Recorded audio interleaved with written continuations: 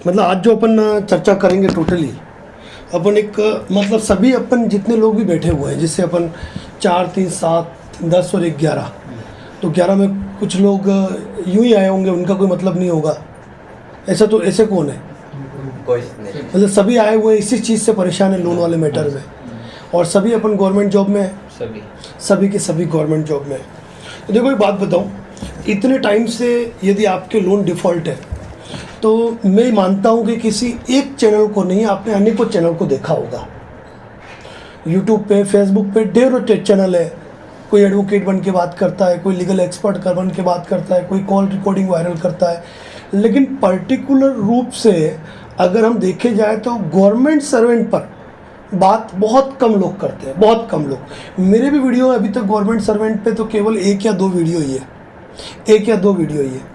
तो एक दिमाग में हमारे बात बैठी रहती है कि गवर्नमेंट जॉब का वाला व्यक्ति या जो पर्सनल व्यक्ति होता है, पर्सनल व्यक्ति का मतलब 2 कैटेगरी है। एक होता है जॉब वाला पर्सन, जॉब वाले पर्सन में गवर्नमेंट जॉब भी आ गया। और मैं आपको बताऊं कि हमारे इंडिया में ऐसे ऐसे जॉब भी है जो है तो जॉब, लेकिन गवर्नमेंट जॉब से कई गुना ज़्यादा है। जैसे MNC कंपनियां होती हैं, बड़ी बड़ी नेशनल मल्टीनेशनल कंपनियां होती है, उनमें जो लोग जॉब करते हैं, किसी के 20 लाख का पैकेज होता है ईयरली, किसी के 50 लाख का पैकेज होता है। लेकिन फ़र्क क्या पड़ जाता है? एक जॉब क्लास पर्सन और एक होता है professional person, business class person. Business class person में अगर कोई ठेला चला रहा है वो, या कोई बड़ी दुकान कर रहा है वो, या बड़ा बिजनेस कर रहा है वो, ठीक है ना। और एक होता है सरकारी नौकरी वाले। तो इन दोनों के लिए अंतर ये होता है कि एक बिजनेस क्लास व्यक्ति अपने अकाउंट को जैसे चाहे वैसे मैनेज कर सकता है, अपनी इनकम को भी जैसे चाहे वैसे मैनेज कर सकता है। जैसे मान लो बिजनेस का पैसा आ रहा है दुकान पे, उसकी मर्जी हो तो बेटे के अकाउंट में ले, उसकी मर्जी हो पत्नी के अकाउंट से मिले, अपनी मर्जी हो तो दूसरे फर्म का नाम खुलवा के उसका QR कोड लगवा दे और पेमेंट लेता रहे। और गवर्नमेंट जॉब में ये है कि कोई व्यक्ति चाहे कि नहीं मेरी पत्नी के अकाउंट में सैलरी दो, तो नहीं होता है। सैलरी आपके अकाउंट में ही आएगी और आपके अकाउंट के अलावा किसी और व्यक्ति के बैंक खाते में नहीं जाती है, ठीक है। तो ये सबसे बड़ा अंतर होता है कि एक निश्चित तारीख को, वैसे कई स्टेट के अंदर तो सैलरी वाला इश्यू है, लेकिन राजस्थान में नहीं है। तो एक निश्चित तारीख को एक फिक्स सैलरी जो है वो अपने अकाउंट में आ जाती है। तो ऐसी परिस्थिति के अंदर अपने सामने ढेर सारी बातें होती है कि मैं कमा भी रहा हूँ और मैं लोन नहीं भरूँ तो मुझे कंपनी वाले क्या करेंगे, मेरे ऊपर मुकदमे दर्ज कराएंगे। तो यहाँ 2 प्रकार की स्थिति होती है। एक आपने शब्द सुना होगा, डिफ़ॉल्टर 2 प्रकार के होते हैं। एक होता है विलफुल डिफ़ॉल्टर और एक होता है डिफ़ॉल्टर। आज तक लोग इसका अर्थ ही नहीं समझ पाए। डिफ़ॉल्टर का मतलब ये है कि मान लो आपके ऊपर 50 लाख का लोन है या 25 लाख का लोन है, 25 लाख का लोन है। आपके पास घर में 70 लाख का सोना पड़ा हुआ है, आपके खुद के नाम से 4-4 फ्लैट है, आपके खुद के नाम पे कारें हैं, बैंकों में आपकी FD है, लेकिन आप उस लोन को चुका नहीं रहे हो। तो वो होता है विलफुल डिफ़ॉल्टर, कि होते हुए मुझे नहीं चुकाना है, नीयत खराब, बदनीयत। और एक ये होता है कि भले मेरी सैलरी 80,000 रुपये आ रही है, लेकिन मैं इस कदर चक्रव्यूह में उलझ गया हूँ कि पहले मेरे 50,000 ही महीने का पे करना था, लेकिन उलझ गया तो एक और लोन लिया, क्रेडिट कार्ड यूज़ करता रहा, किसी महीने क्रेडिट कार्ड से पे किया, यूँ करते करते अब सैलरी तो 80,000 है, लेकिन जो मंथली EMI भरनी है वो हो चुकी है 1.5 लाख।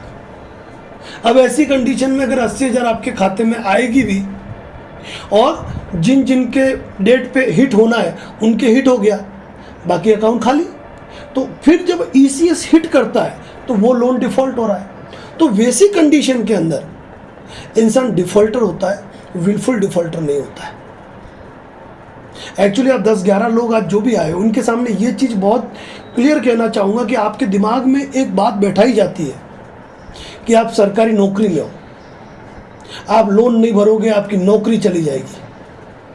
आपके ऊपर केस हो जाएंगे। तो इन चीज़ों को हमको समझना ही जरूरी है कि अगर वास्तव में हम लोन नहीं भर पाते, दो स्थिति, अपने पास है तो अपन भर दे, बात ही खत्म, या अपने पास इतनी कोई प्रॉपर्टी बाप दादों की भी आई हुई है कि मेरे हिस्से में आई है, मैं इसको बेच के भर दूं तो भी ठीक है। लेकिन जब स्थिति नहीं है तो ऐसी कंडीशन में अगर हम नहीं भर पाते हैं तो ये विलफुल डिफॉल्टर वाला मामला नहीं होता है। एक चीज़ ये समझनी है। दूसरी चीज़ आपको ये समझनी है, कई यूट्यूब चैनल पे डायरेक्ट लोन डिफॉल्टर को जेल की सलाखों के पीछे बताते हैं, देखा होगा आपने बहुत सारे। मतलब वीडियो का थंबनेल ही ऐसा रखते हैं कि जेल के अंदर आदमी बैठा हुआ है और साइड में जो वीडियो बना रहा है उसका फोटो है, देखो इनको। मतलब एक खौफ का, एक डर का माहौल पैदा किया जा रहा है। तो वो भी अपने को समझना है, वो भी अपने को समझना है। मैं एक बात बताऊं, उदयपुर में एक कांड हुआ था, पूरा इंडिया में वो मशहूर हुआ कांड। कौन सा? कन्हैया हत्याकांड, ए टेलर मर्डर स्टोरी, जिस पे मूवी बनी, ठीक है ना। अपन सब जानते हैं उन्होंने वीडियो बनाया, वीडियो वायरल किया, लेकिन उनकी क्या चल रही है? अभी भी ट्रायल चल रही है। अगर वो दोषी सिद्ध होंगे तो उनको सजा होगी, जबकि क्या वो दोषी सिद्ध नहीं है? जिन्होंने खुद ने वीडियो बनाए, वायरल किए, पुलिस ने पकड़ा है, लेकिन यहाँ पर जब उन लोगों को भी अपनी सुनवाई का मौका दिया जाता है तो फिर लोन डिफ़ॉल्ट इतना बड़ा क्राइम तो है नहीं। और मैं एक ही बात कहता हूँ, लोन डिफ़ॉल्ट के मैटर में एक चीज़ हमको दिमाग में बैठा देनी है कि लोन डिफ़ॉल्ट एक सिविल डिफ़ॉल्ट है, कोई क्राइम नहीं है। तो यहाँ पर मैं कुछ चीज़ों के बारे में आपको बताना चाहूँगा, वो ये है कि गवर्नमेंट जॉब और पर्सनल लोन, उन दोनों के लोन में क्या फ़र्क होता है कि पर्सनल वाला अपना मैनेजमेंट कर सकता है। गवर्नमेंट जॉब वाले के दिमाग में हमेशा ये बात रहती है कि यार मेरी तो सैलरी आ रही है, लेकिन हमको ये भी तो याद रखना है कि सैलरी तो मेरी 1 रुपया आ रही है, उस 1 रुपये में 8 आने तो मेरा खर्च है और भरना मुझे 75 पैसा है। अगर मैं ये 50 पैसे भर भी दूंगा तो 25 पैसा और कहाँ से लाऊंगा? और इसी 25 पैसे को भरने के चक्कर में ये 25 पैसा कल 30 पैसा हो रहा है, 35 पैसा हो रहा है, बढ़ता जा रहा है। लोन डिफ़ॉल्ट वाला मैटर यही है और कुछ भी नहीं है, ठीक है ना। और मैं एक बहुत बड़ी बात बताऊं, आप बता सकते हो सरकारी नौकरी में सबसे ज़्यादा लोन डिफ़ॉल्टर कौन है? सारे विभाग होते हैं, शिक्षा विभाग है, चिकित्सा विभाग है। सबसे ज़्यादा जो लोन के शिकार हुए हैं, मल्टीपल लोन डिफ़ॉल्ट कहते हैं, कौन सा डिपार्टमेंट सबसे ज़्यादा परेशान हुआ अभी? सेकंड नंबर पे है शिक्षा विभाग सेकंड नंबर पे। आर्मी वाले, मतलब मैं आपको एक बात बताऊं कि वो दिन नहीं होता है जिस दिन किसी आर्मी या किसी सैनिक का फ़ोन नहीं आता है और वो मल्टीपल लोन के बारे में बात नहीं करता है। और मेरा जब मैं पूछता हूँ ना, तो मैं कैजुअली पूछता हूँ, क्या शेयर मार्केट के शिकार हुए क्या? तो जवाब आता है हाँ। मतलब मैक्सिमम गवर्नमेंट सर्वेंट में जो परेशान है वो सैनिक है। मैंने एक दिन पूछा एक जने से कि ऐसा क्यों, तो उन्होंने कहा साहब आजकल क्या है कि शाम को हमारी टुकड़ी बैठती है, सबके हाथ में फ़ोन होते हैं, एक जना चला रहा होता है, हम देखते हैं ये क्या कर रहा है, वो बता रहा देख मैंने आज 4000 कमाए, दूसरा कह रहा देख मैंने 7000 कमाए। वो गवा रहे हैं, वो नहीं बता रहे, वो बता रहे मैं कमा रहा हूँ। और बस हम भी खाली बैठे, अब रोज़ की तरह लड़ाई तो है नहीं क्या, तो बैठे बैठे लग गए। और सबसे ज़्यादा शिकार हुए इंट्राडे के। सेकंड नंबर पे शिक्षा है, शिक्षा विभाग। तीसरे नंबर पे चिकित्सा विभाग है। यानी अच्छे अच्छे डॉक्टर भी इसमें परेशान है। और एक बात खुले तौर पे कही जाती है कि गवर्नमेंट सर्वेंट का लोन सेटलमेंट नहीं होता है। ये बात आपने सुनी होगी, सुनी नहीं सुनी? गवर्नमेंट जॉब वालों का लोन सेटलमेंट नहीं होता है। किस किसने सुनी ये बात? आपने सुनी है?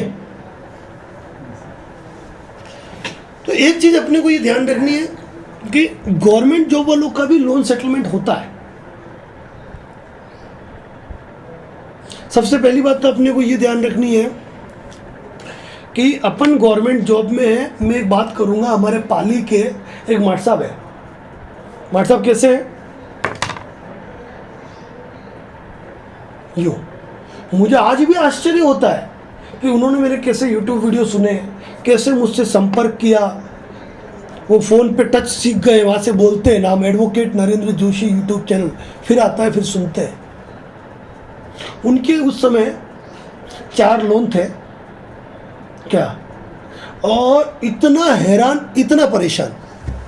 मैं एक्चुअली उनको कॉल लगाता हूँ। थोड़ा क्या होता है मालूम है, एक ऐसा व्यक्ति जो देख नहीं सकता है, जो स्कूल में टीचर है, ठीक है ना, इस हद तक परेशान कि मैं आत्महत्या कर लूँ।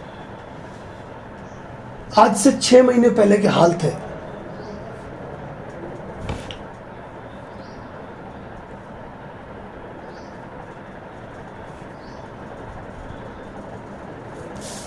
वैसे मैं भी बहुत दिनों बाद फ़ोन लगा रहा हूँ इनको। अब मुझे ये मालूम नहीं पड़ता है कि अब इनके फ़ोन पे रिंग जाती है, सुनते कैसे, मतलब देखते कैसे।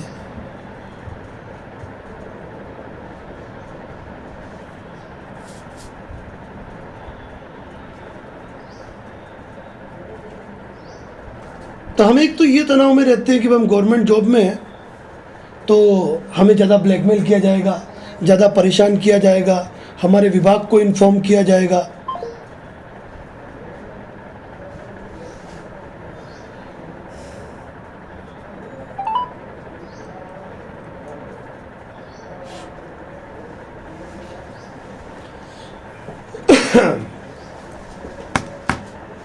तो इस व्यक्ति ने मतलब इतना परेशान, लास्ट में उसको रास्ता नजर नहीं आया, किसी ने बताया, यूट्यूब पे सुना,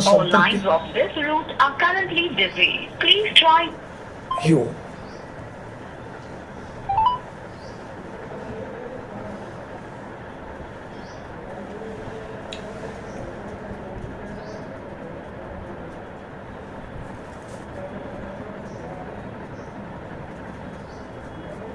वैसे मैंने मेरे टॉपिक आपसे बात करने के लिए बना रखे हैं, पर मैं आपके टॉपिक लेना चाहूँगा कि आप किस मुद्दे पे बात करना चाहेंगे। ये हमारे फौजी है, उनका फ़ोन स्विच ऑफ गया।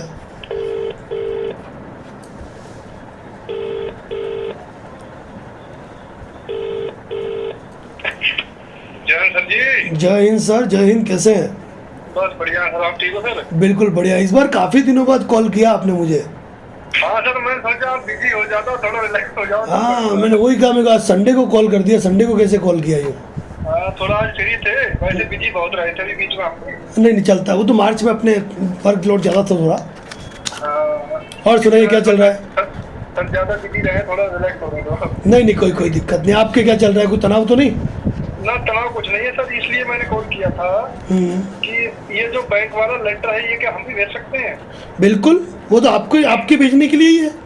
अच्छा, इसीलिए मैं कॉल किया था, क्योंकि मैं सोचा भेज देते हैं, पहले ही भेजना सही रहता है, फिर बाद में। नहीं पहले ही भेज दो। कोई तनाव तो नहीं है? ना तनाव कुछ नहीं है। अभी ऐसे कॉल वगैरह आती है तो उनको मैं एक्टिव कर देता हूँ। ठीक है। ओके जय। तो मतलब अपनी तरफ से एक प्रोसेस फॉलो करते जाओ।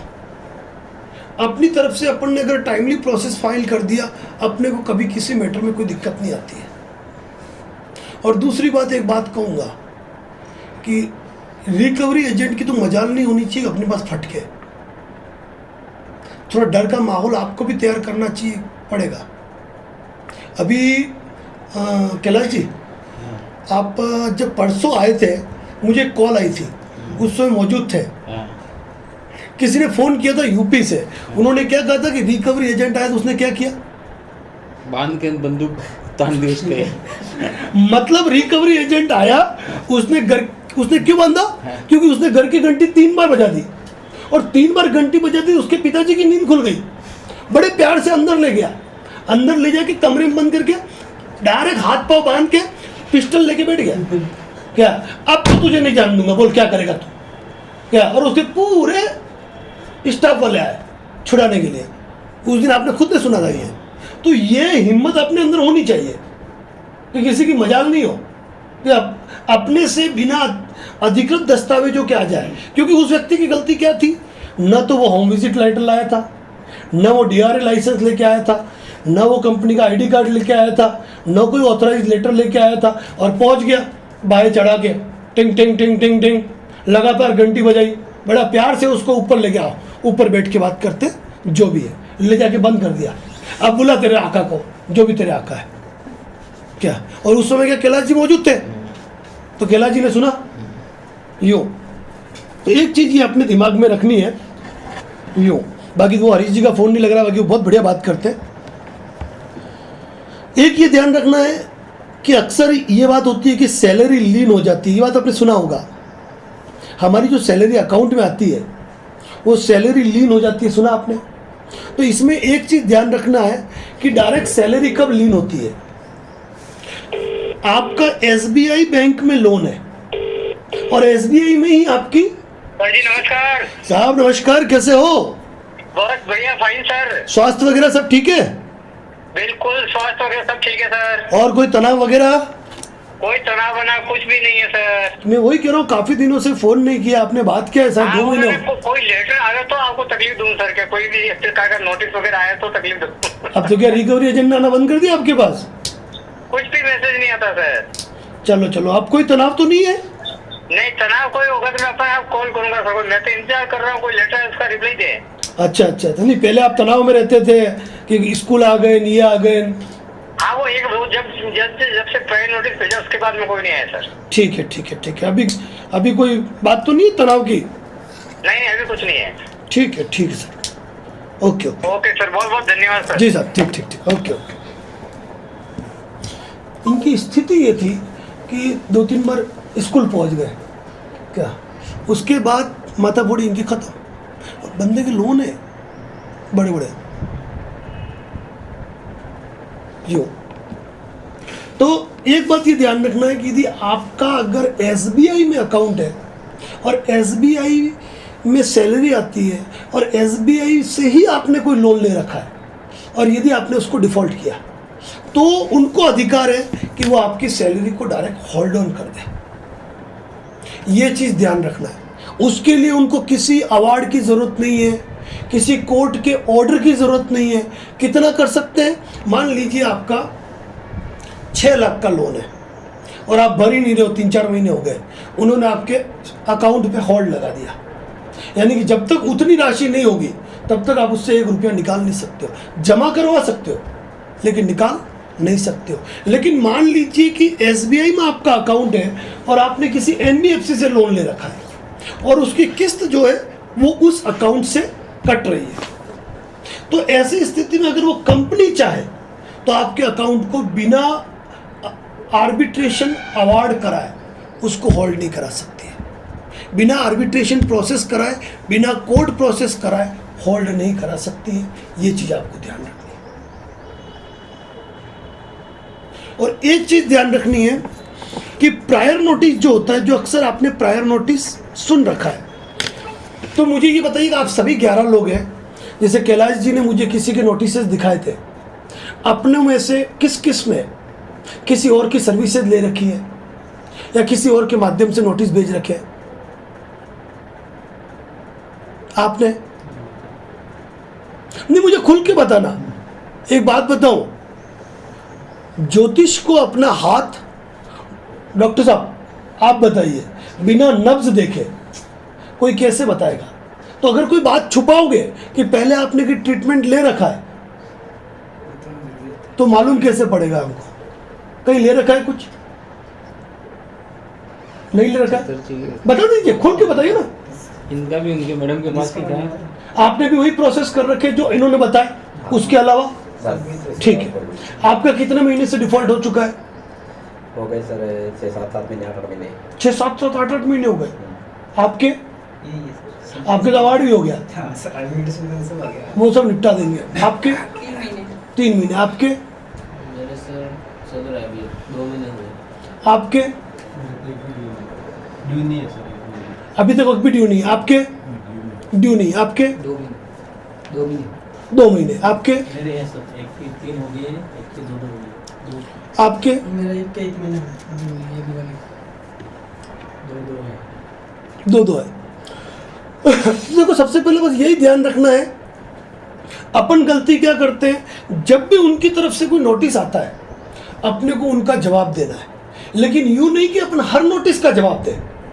कई नोटिस फर्जी फालतू तरीके से आते हैं, क्या हर नोटिस का जवाब देना जरूरी नहीं है। वो डिमांड नोटिस भेजे, लोन रिकॉल नोटिस भेजे, उनके जवाब दो या नहीं दो, लेकिन आर्बिट्रेशन का कोई भी नोटिस आता है तो हमको उसका जवाब देना है। सेक्शन 25 का कोई भी नोटिस आए तो हमको उसका जवाब देना है। 138 का कोई भी नोटिस आए तो हमको उसका जवाब देना है। ये चीज़ अपने को विशेष रूप से ध्यान रखनी है। और गवर्नमेंट जॉब के मैटर में अगर आपका लोन 20 लाख से ऊपर का भी है, कितने का, एक लोन, आप में से किसी का लोन 20 लाख से ऊपर है किसी एक जगह, आपका अनसिक्योर्ड लोन है, प्रॉपर्टी लोन है, हाँ, तो 20 लाख के ऊपर के लोन में ये डीआरटी जा सकते हैं, डेब्ट रिकवरी ट्रिब्यूनल होता है, वहां से ऑर्डर लाके ये आपकी इमूवेबल प्रॉपर्टी, अचल संपत्ति को भी अटैच कर सकते हैं, जिसमें आपके नाम का घर, आपके नाम का प्लॉट, ये चीजें आ गई। आर्बिट्रेशन अवार्ड से केवल ये चल संपत्ति, जैसे इस ऑफिस की बात करूं तो इस ऑफिस में हर वो चीज जो हिलाई जा सकती है, उन चीज़ों को, ये सारी चीज़ें पड़ी हुई है, सारी चीज़ें जिसमें फ़ोन भी शामिल है, इनको अटैच कर सकते हैं। लेकिन डीआरटी कोर्ट से ऑर्डर लाके इमूवेबल प्रॉपर्टी को भी अटैच कर सकते हैं, इसीलिए लापरवाही करनी नहीं है। अभी जो अवार्ड हुआ आपके मैटर में, उसमें वो 20 लाख वाला तो नहीं है,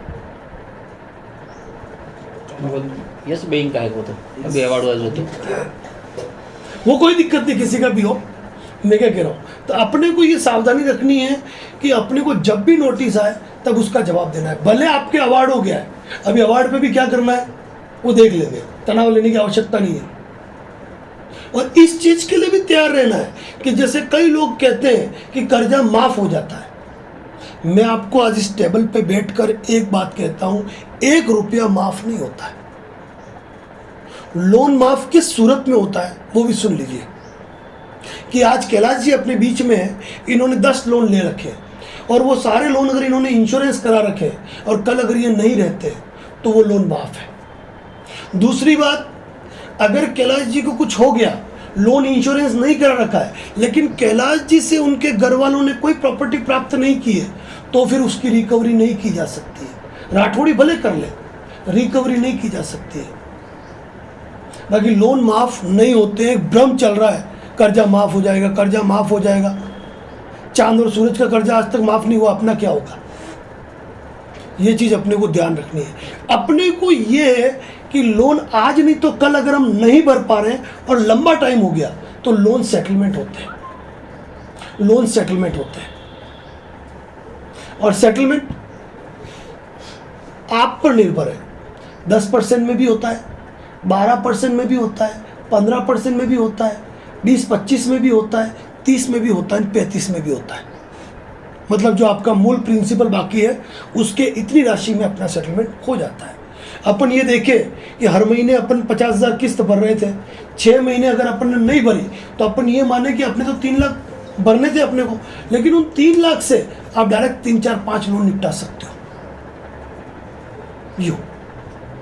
लेकिन उसके लिए एक ही चीज़ है कि लोन सेटलमेंट भी किसके होंगे। एक तो ध्यान रखना, सिविल की चिंता नहीं करनी है। अगर हम सिविल का रोना रोएंगे कि मेरी सिविल गिर जाएगी क्या, तो फिर ईमानदारी से कहीं से चोरी करके लाओ, डकैती करके लाओ, लेकिन भरो। और चोरी और डकैती करके लाओगे तो जेल ज़्यादा है। यहाँ तो मान लो भाई नहीं भरे, मैक्सिमम कठिन से कठिन 4-6 महीने की जेल, लेकिन उधर तो सीधे लंबा गए। तो ये मान के चलना कि 4-6 महीने भी नहीं होता है, क्योंकि लोन सेटलमेंट होते हैं। किसी भी कंपनी को, किसी भी एनबीएफसी को, किसी भी बैंक को, किसी व्यक्ति को जेल भेजने में कोई इंटरेस्ट नहीं है, क्योंकि वो भी 6 महीने बर्दाश्त नहीं कर सकते, उनको भी लोन सेटलमेंट करने हैं। तो अपन भविष्य में टुकड़ों टुकड़ों में राशि की व्यवस्था करके अपन सारे लोन निपटा सकते हैं। अब ये हरेसमेंट के लिए क्या करेंगे? रिकवरी एजेंट का प्रेशर होता है। तो अपन तो वैसे ही गांव के लोग हैं, हम किससे डरते हैं? डरना किसी तुर्रम खान से नहीं है। फ़ोन उठाना नहीं उठाना आपके मर्जी की बात है कि आप फ़ोन उठाओ या मत उठाओ। फ़ोन नहीं उठाने से कोई फ़र्क नहीं पड़ता है, क्योंकि अपन सोचते हैं अगर फ़ोन उठाऊंगा तो मैं क्या जवाब दूंगा। एक को जवाब दोगे, दो को जवाब दोगे, कितनों को जवाब दोगे? क्योंकि हर दिन इनकी कॉल लिस्ट बदल जाती है। आज मैं फ़ोन कर रहा हूँ, कल ये लिस्ट इनके पास, परसों इनके पास, तरसों इनके पास। और कोई आपका डाटा एंट्री नहीं करते। आपने क्या कहा? आपने कहा मैं नहीं भर पाऊंगा तो भी लिखेंगे, सामने वाले ने कहा 10 तारीख तक जमा करा दूंगा, तभी तो मेरी पॉजिटिव एंट्री जाएगी ना। मैं आपको फ़ोन कर रहा हूँ पेमेंट जमा कराने के लिए, आपने मुझसे बहस कर दी, परिस्थितियाँ समझा दी और आपने कहा मैं नहीं भर पाऊंगा, तो मैं लिखूंगा सामने वाली पार्टी ने 10 तारीख को जमा कराने को कहा है, इंटर। डाटा में फीड हो गया कि आप 10 तारीख को जमा कराने वाले। अगली बार फ़ोन करेंगे दूसरा आदमी करेगा, वो कहेगा आपने 10 तारीख का कहा था, आपको कोई महीने का कहा था। ठीक है ना। और कई बार ये कहते हैं अपन, जब उनको आरबीआई की गाइडलाइन बताते हैं तो आरबीआई की गाइडलाइन में लिखा है कि आप डिफ़ॉल्ट करोगे। तो आरबीआई की गाइडलाइन जो है वो लोन डिफ़ॉल्टर के लिए नहीं बनी है, वो बैंक वालों के लिए, एनबीएफसी वालों के लिए बनी है। ठीक है ना।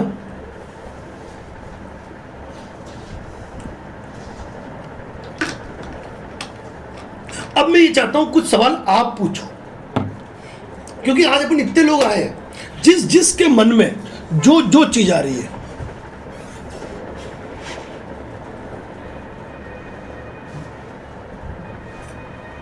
जो चीज आप पूछना चाह रहे हैं। किला जी आपके मन में कोई बात है, बोलिए आप। सर सेटलमेंट कितने तक करना अपन कोई? सेटलमेंट तो ये मान के चलो, देखो सेटलमेंट हमारा अधिकार नहीं है, सेटलमेंट एक मजबूरी है। मैं आपको कहूँ कि आज मैंने आपको या आपने मुझे 2 लाख रुपए उधार दिए, मैंने आपको 6 महीने पैसा नहीं दिया, मैं कहूँ लेना है तो लो 50,000 दूंगा, आप लोगे? नहीं लोगे। आपने तो 2 लाख रुपए दिया है, ब्याज पे दिया, आप तो ब्याज सहित मांगोगे, तो क्या आप सेटलमेंट के लिए राजी होंगे? लेकिन मान लो मैं मृत्यु शैया पे पड़ा हूं और आपको लग रहा है प्राण पखेरु उड़ने वाले हैं, और मैंने कहा कि मेरे पास ये 60,000 पड़ा है, लेना हो तो ले लो। आपने कहा बाद में मर, पहले दे दे, आपने ले लिया। यानी कि सेटलमेंट तब होता है जब कंपनियों को ये लग जाए अब ये पैसा सामान्य तरीके से नहीं आना है, तब होता है सेटलमेंट। तो सेटलमेंट, तो मैं एक बात बताऊं, मेरे YouTube चैनल मेंबरशिप पे पड़े हुए हैं, 7% में भी सेटलमेंट है, 10% में भी है, 20% में भी है और 35%, उससे ऊपर नहीं है। तो अपन और एवरेज सेटलमेंट की जो कैलकुलेशन रेट है वो 22% की होती है मैक्सिमम। जो अधिकांश जो सेटलमेंट होते हैं वो 22% में होते हैं। मान लीजिए आपका 10 लाख का लोन है, अब आपका 7 लाख बाकी रहा, तो 7 लाख का 22% यानी 7 दूनी 14, 1,40,000 यूँ, और 7,000 1,54,000, 22% के आसपास सेटलमेंट रहता है। उसमें भी सेटलमेंट तो तब करोगे ना जब आपकी अंटी में पैसे हो। बातें बड़ी बड़ी कर देंगे, मैं तो 25% भरूंगा सेटलमेंट, तू सेटलमेंट लेटर दे, और उसने दे दिया, लो अपने पास है ही नहीं, करे क्या? तो कर तो तब पाएंगे ना जब अपने पास सेटलमेंट होगा। तो सेटलमेंट महिलाओं वाला सब्जी का भाव है कि जो सब्जियों का भाव करती है ना, तो उसी तरह सेटलमेंट भी भाव होता है, वो आप पर डिपेंड है, आप कितना तोड़ सकते हो। और कोई अलग क्वेश्चन?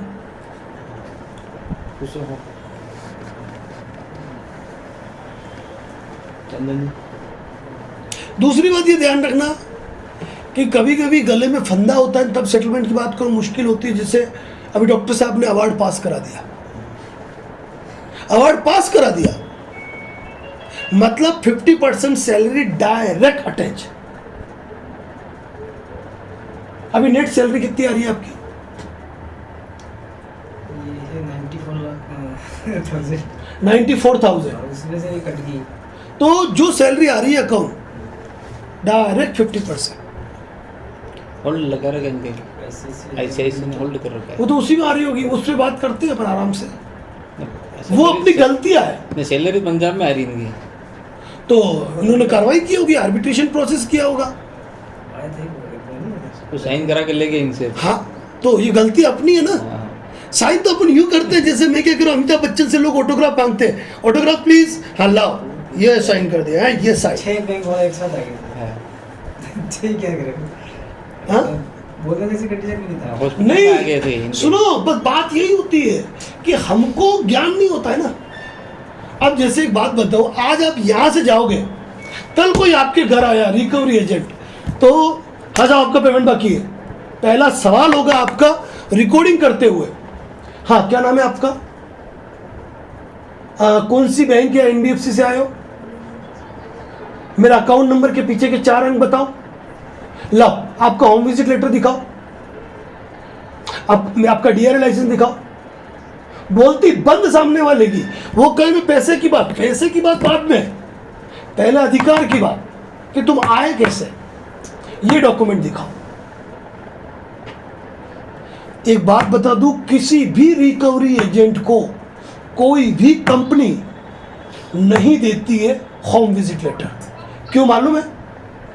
जब वो आपके यहाँ आएगा, उल्टी सीधी बातें बोलेगा, तो कुछ लोगों की तो सटकती है, जैसे वो नहीं का बांध के रख दिया, बस बांध के रख दिया। अब उसकी जगह अगर उस व्यक्ति ने अपने घर की कोई 4 बोतलें नीचे गिरा के तोड़ दी, कोई अपना पर्दा फाड़ दिया, या घर की महिला ने आरोप लगा दिया कि बंदे ने कहा पैसे लिए चल मेरे हाथ साथ, झूठ मूठ कह दिया, एक बार तो FIR दर्ज हो गई, रिकवरी एजेंट गया अंदर, और अगर कंपनी का लेटर है तो कंपनी भी लपेटे में, उसके अधिकारी भी लपेटे में। इसीलिए रिकवरी एजेंट को होम विजिट लेटर देता ही नहीं। ये चीज अपने को ध्यान रखनी है। पूरा प्रोसेस क्या होता है मैं आपको बताता हूं। आपका लोन है, सबसे पहले तो मैं एक बात बताऊं, ये टोटली बात कर रहा हूं मैं अनसिक्योर्ड लोन के मैटर में। पहला काम हमारा होता है प्रायर नोटिस। प्रायर नोटिस में क्या होता है, एक फॉर्मेट में अपनी स्थितियों का जिक्र, और इन विषम परिस्थिति के कारण मैं लोन नहीं भर पा रहा हूं और मुझे ये रिलैक्सेशन चाहिए। प्रायर नोटिस कंप्लीट बन गया, आपका मान लो ABCD फाइनेंस कंपनी से है, तो अपन ने इस प्रायर नोटिस को ABCD फाइनेंस कंपनी का रजिस्टर्ड ऑफिस, ABCD फाइनेंस के कॉर्पोरेट ऑफिस और ABCD फाइनेंस कंपनी के रजिस्टर्ड ऑफिस, दोनों एड्रेस पे अपन ने भेज दिया। उसकी एक कॉपी अपने पास संभाल के रखनी है, उसकी डाक रसीद लगा के चिपका के रख दी।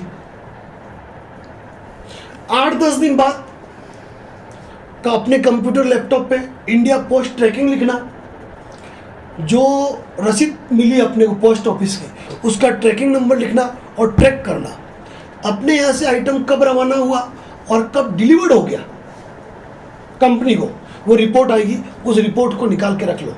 यानी कि पहली चीज हो गई आपके पास प्रायर नोटिस की कॉपी, उसकी डाक रसीद और उसकी डिलीवरी रिपोर्ट।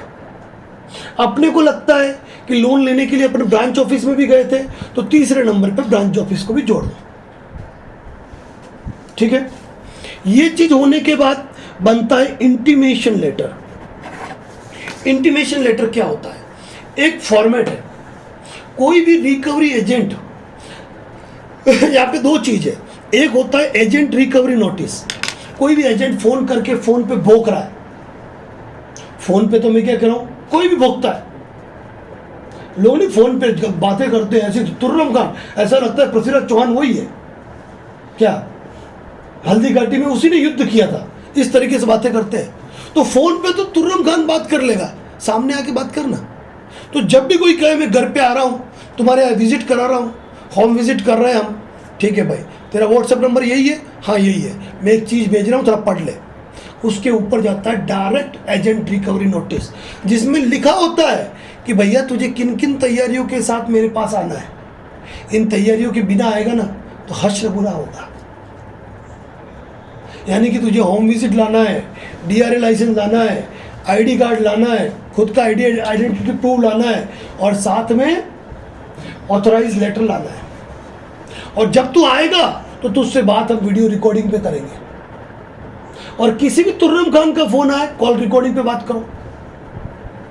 अननोन फोन उठाना नहीं उठाना, फोन बुक का ये ट्रू कॉलर पे एक ऑप्शन आता है, आपने नंबर सेव कर रखे, उन्हीं का फोन आएगा, तीसरे का फोन आएगा ही नहीं। एक्टिव कर दो, माता पूरी खत्म। हम आपने हमारा 1 अप्रैल 2025 का लाइव देखा होगा, तो हमारे एक आशा में उन्होंने कहा कि मैंने सारे लोन सेटलमेंट करवा दिए, जैसा जैसा कहा आप में चलती गई, लेकिन मैंने किसी एक का फ़ोन नहीं उठाया, कभी फ़ोन उठाया नहीं। तो ज़रूरी नहीं है फ़ोन उठाना, क्योंकि अपन अभी अपने मैथ की क्लास है या अभी डॉक्टर साहब को इंजेक्शन लगाना है, वो ऑपरेशन करने जा रहे हैं, तैयारी करने जा रहे हैं, इसी बीच में किसी का फ़ोन आया, तातू हो गई, माथा फोड़ी हो गई, क्या यहाँ भरना था 0.2 ml और भर दिया 5 ml, ml भी होता है, हाँ 5 ml भर दिया। बेहोशी की दवा कुछ ज़्यादा लग गई, एनेस्थेसिया, क्या गुस्सा किसी का निकला किस पे, हाँ हो जाता है, स्कूल में होता है, स्कूल में टीचिंग करवाने गए, ठीक है, बच्चों को बढ़िया पढ़ाने का मूड था कि आज हम उनको परसेंटेज बताएंगे, क्या, और या फिर साइन थीटा कोस थीटा पढ़ाएंगे, ठीक है, मुझे आता ही नहीं है साइन थीटा कोस थीटा, मैं समझ में ही नहीं आया मुझे कभी क्या था, आज तक नहीं आया। और साइंस में मेरे 36 नंबर आए थे 10वीं बोर्ड में, मतलब पास हो गया था जैसे तैसे, क्या, तो साइन थीटा कोस थीटा पढ़ाना है, अब वो कठिन चीज़ है, अब मार साहब के दिमाग से ही निकल गई है क्या। तो एक्चुअली क्या, इन लोगों से बात करके अपना माइंड गर्म करने का कोई मतलब नहीं है, क्योंकि इनको जब घर पे आना है तो आप फ़ोन उठाओगे तो भी आएंगे, नहीं उठाओगे तो भी आएंगे। तो अपने लिए ये रिकवरी एजेंट नोटिस व्हाट्सअप कर दिया। दूसरी बार बंदा जब घर पे अगर आ जाता है तो इंटीमेशन लेटर की 2 कॉपी हाथ में दी, पढ़ इसको, और नीचे अपनी डिटेल भर। तो नीचे डिटेल भरनी होती है, नाम, पदनाम या तो designation, employ ID, DRA licence number, और अपने साइन करके मोबाइल नंबर लिखने होते हैं। इंडिकेटर लगते हैं इंटीमेशन लेटर पे साइन करने पे। मैं कह रहा हूँ ये जो व्यक्ति हमारे थे जो वास्तव में आंखों से बाधित थे, पहले इतने परेशान कि पति पत्नी दोनों सेम कंडीशन में, तो रिकवरी एजेंट अब दिखता नहीं, घर में आके बैठ जाए, मालूम ही नहीं कब कौन क्या घटना कर जाए। क्या पिछले 6-8 महीने से मस्त जिंदगी जी रहे, कोई तनाव नहीं, यूं। तो इतना तनाव लेने की जरूरत नहीं है। एक और मैं आपको और सुनाता हूं। महिला है, यहां से नहीं गुजरात से है।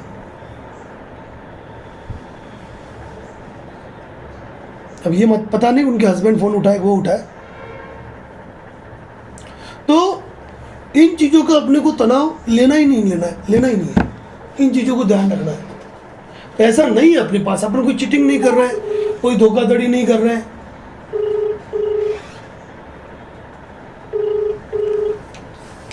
हेलो सर कैसे हो? बस बढ़िया, बोलो सर।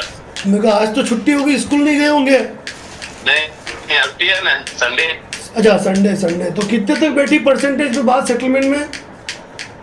अभी रुका हुआ है 12 लाख 13 लाख के बीच। 12 लाख 13 लाख के बीच रुका हुआ है। हाँ। तो कितने परसेंटेज पे चल रही है अभी तक बात? परसेंटेज नहीं बताया कि भाई 13 लाख 15,000 में होगा, ऐसा बोला है। 13,15,000। हाँ, मैंने बोला मेरे पास नहीं है, मेरे पास 12 लाख की अवस्था में कर सकता हूँ, वो भी मैं 20% मार्केट से लेके कर सकता हूँ। और इसलिए मेरे पर तो बहुत कर्जा है प्राइवेट और बैंक का।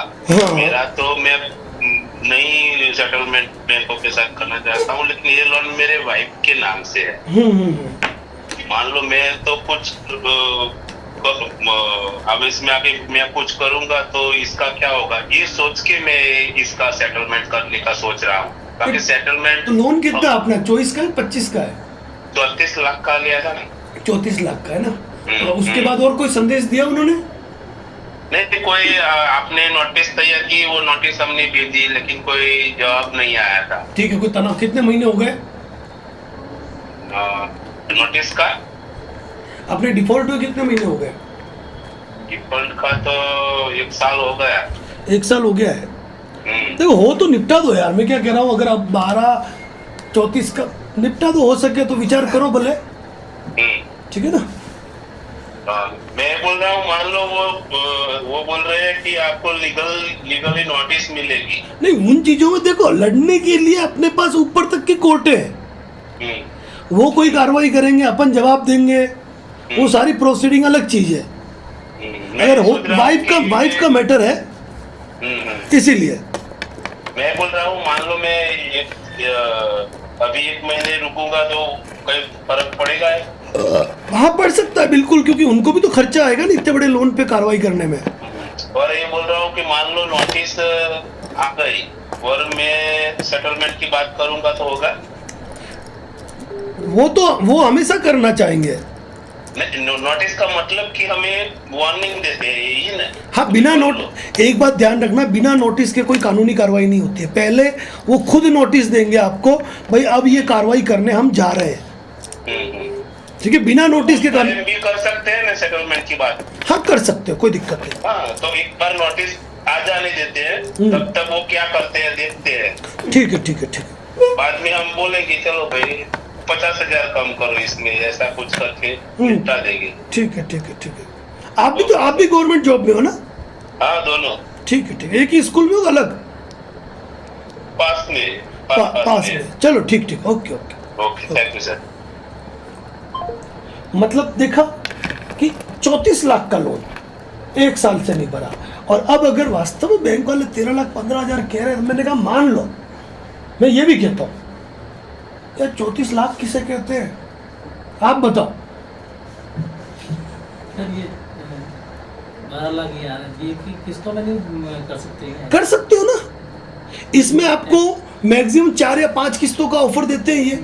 लेकिन मेरा कहना ये होता है, कभी किस्तों में मत जाओ, क्योंकि अगर किस्त में क्या है कि इन्होंने डेट डिसाइड की कि मान लो हर महीने की 20 तारीख को 12 लाख का मैटर है, आपको 3-3 लाख रुपए 4 बार जमा कराने हैं, ठीक है। और किसी तारीख मान लो 30 तारीख को जमा कराने को कहा, और 30 तारीख को मान लो शनिवार है, उस दिन बैंक बंद है, आप किसी धुन में रह गए, उस दिन पेमेंट का अरेंजमेंट नहीं हुआ, और आपने सोचा आज तो शनिवार है, बैंक बंद है, कल रविवार है, मैं तो परसों जमा करा दूंगा। पहले आप 2 किस्तें जमा करा चुके हो और तीसरी जमा कराओगे, वो सारी गई जीरो में, डेट नहीं चुकनी है उसमें, ये ध्यान रखना। इसलिए हम कहते हैं OTS, 1 टाइम सेटलमेंट, उसमें चले जाओ, तनाव नहीं।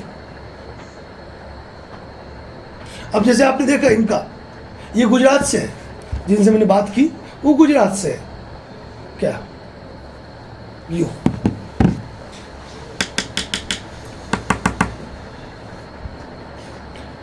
ये फोन मतलब आपके लिए एक एग्जाम्पल है,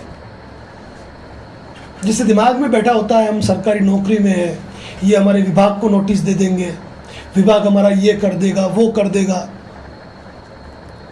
क्या सर एक मैंने मेरा वो 2 दिन किस्त भरी नहीं, तो वो एजेंट मेरे PO को फ़ोन कर दिया है, जो वेतन बनाता है, कि मैं आपके लिए नोटिस जारी कर रहा हूँ, आपने इसका सैलरी अकाउंट कैसे चेंज किया? मैंने सैलरी वो अकाउंट था वो चेंज करवा दिया, तो वो ऐसे बोल रहा है, तो उसके लिए एजेंट के हाथ में कुछ भी नहीं होता है, ये फफूंदगिरी है। मैंने भी उनको धमका रहा है, मैंने भी चेंज किया वो है। एजेंट धमका रहा है, आपने क्यों चेंज किया? मैं आपको नोटिस जारी करता हूँ। हाँ तो करना, तो करना। अरे भाई मेरा अधिकार, हाँ, फिर मैंने उससे तुमने लोन में सुनो, तुम्हारी कंपनी ने लोन दिया, मुझे पूछ के दिया, भले तुमने सैलरी स्लिप ली। मैं एक बात बताऊं, अभी मैं किसी लेबोरेटरी पे जाऊं और मैं कहा खून का टेस्ट कर, मेरा क्या, मेरा खून है, तू चेक कर। अब मैं रिपोर्ट बना के मेरे पास रखूं, मेरी मर्जी, मैं 10 जगह बांटूं। अब आप सैलरी स्लिप बनवा रहे हो, आप 50 जगह दो ना, क्या सैलरी स्लिप देने वाला आपका लोन भरने की जिम्मेदार है क्या? रिकवरी एजेंट के हाथ में ऐसा कौन सा पावर है? मैं एक बात बता दूं, कितना भी माथाफोड़ी क्यों नहीं हो जाए, ये सेक्शन 25, सेक्शन 138 आर्बिट्रेशन, DRT के अलावा आगे सोच ही नहीं सकते। ये बात जरूर है कि नेशनलाइज बैंक हो तो नेशनलाइज बैंक एक बार सिविल सूट फाइल करेगी, लेकिन एनबीएफसी इन चीज़ों में पड़ती नहीं है। हमारे एक गुजरात के साथी को उसका अप्रोक्स 20 लाख के आसपास के 2 क्रेडिट कार्ड थे। उसको नोटिस आया कि हम तुम्हारे खिलाफ सिविल सूट फाइल करेंगे, क्योंकि उसमें उनका सेक्शन 25 फेल हो गया, मामला ढीला चला गया। 138 वो कर नहीं सकते थे, चेक दिए नहीं थे, आर्बिट्रेशन पे लगातार जवाब दिया, आर्बिट्रेशन फेल हो गया। तो उन्होंने क्या किया, सिविल सूट का नोटिस भेज दिया। बंदा मुझे कहे कि सर आप इन्होंने सिविल कोर्ट से ऑर्डर करा देंगे। मैंने कहा होगा ही नहीं, शांति से बैठो। सर इस नोटिस का जवाब, मेरे को मस्त रहो। मैंने कहा आपका सेटलमेंट होगा। बंदा शॉक्ड, कैसे होगा? मैंने कहा सिर्फ 1 महीना इंतजार करो। और मैं दावे के साथ, अगर आप लोगों ने कभी मेरा वीडियो सुना हो तो मैं एक बात बोलता हूँ कि मैं जो कहता हूँ वो होता है। बंदे का सेटलमेंट हुआ 22% में।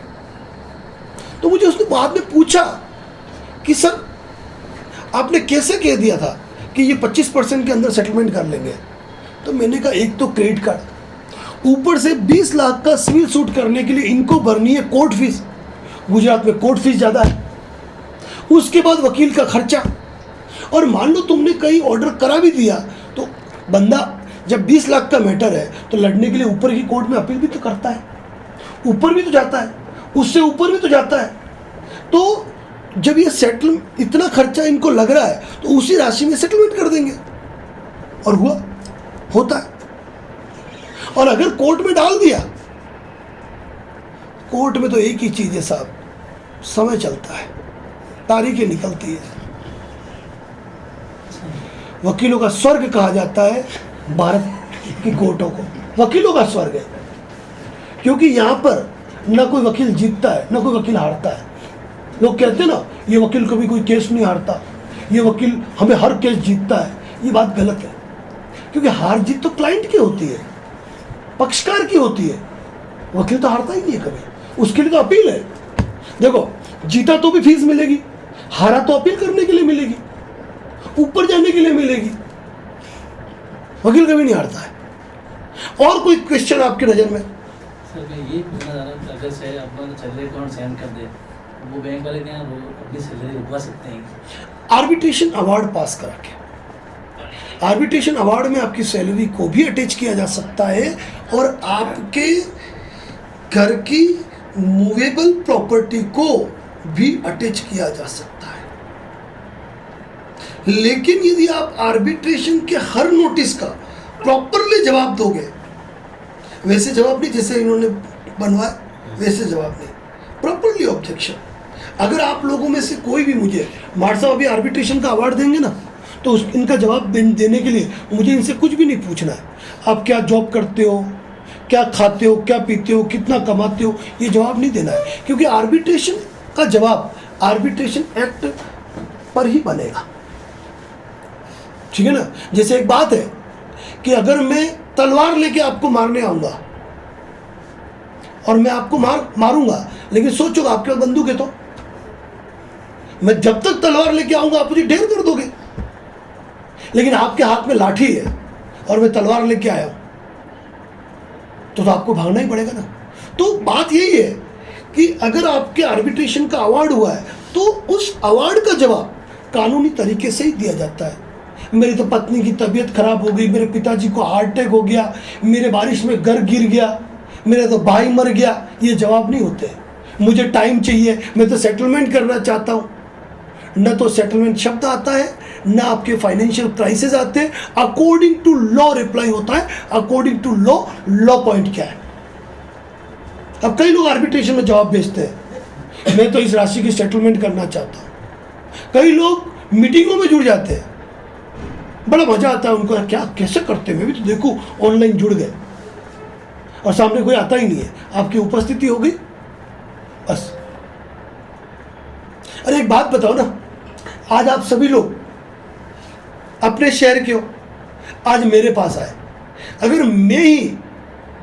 अगर मैं चेन्नई में होता तो क्या वहाँ आते मुझसे मिलने? नहीं आते।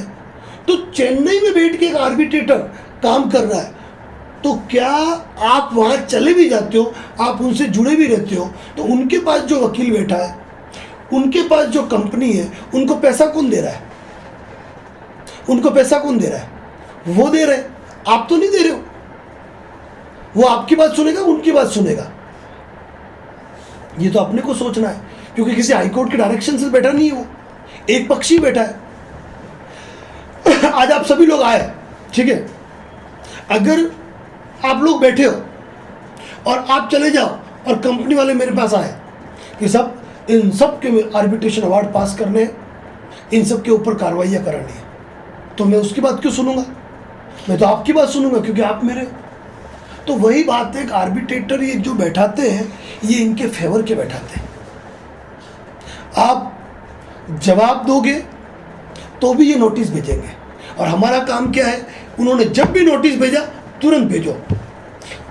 एक आर्बिट्रेशन पे आपको कम से कम जवाब देना है 4 बार, कभी कभी 5 बार, हम 5 बार गिन लेते हैं। अब मैं यूँ कहता हूँ कि मान लीजिए आपका सबसे बड़ा लोन कितनी राशि का है? कैसे हाँ, 21 लाख, 30 लाख का। अब मार साहब के 30 लाख पे आर्बिट्रेशन की कार्रवाई हुई, सॉरी डॉक्टर साहब के, इनको पहला आर्बिट्रेशन का नोटिस आया, इन्होंने उसका जवाब 4 जगह भेजा, 26 रुपये रजिस्टर्ड पोस्ट का खर्चा है। दूसरी बार नोटिस आया तो वो जवाब 3 बार ही गया, तीसरी बार नोटिस आया वो जवाब 1 बार ही गया, चौथी बार भी 1 बार ही गया, पांचवी बार भी 1 बार ही गया, लास्ट 5 बार, 4, 3, 7, 1, 8, 1, 9 और 1, 10, यानी कि 10 अपने को रजिस्टर्ड पोस्ट करने हैं इस लोन में। तो 26 × 10 260 रुपये। अपने रजिस्टर्ड पोस्ट का खर्चा कितना आया? 260 रुपये। और इतने सारे कागज निकाल दिए, चलो 750 रुपया सिर्फ कागज निकलवाने का, ठक ठक ठक ठक ठक ठक प्रिंट निकलवा रहे हैं। गांव में 10 रुपये ले लेते एक पेज का, तो चलो 750 रुपया खर्चा आया, खर्चा हुआ 1010 रुपये, बस। क्या तनाव है? बात इतनी सी है कि आपने जो जवाब भेजा, जैसे ये मैंने किसी का नोटिस भेजा, ठीक है, तो इस नोटिस को भेजने का जो सबूत है वो डाक रसीद लगती है यहाँ पे। मैं एक छोटी सी चीज दिखाऊंगा,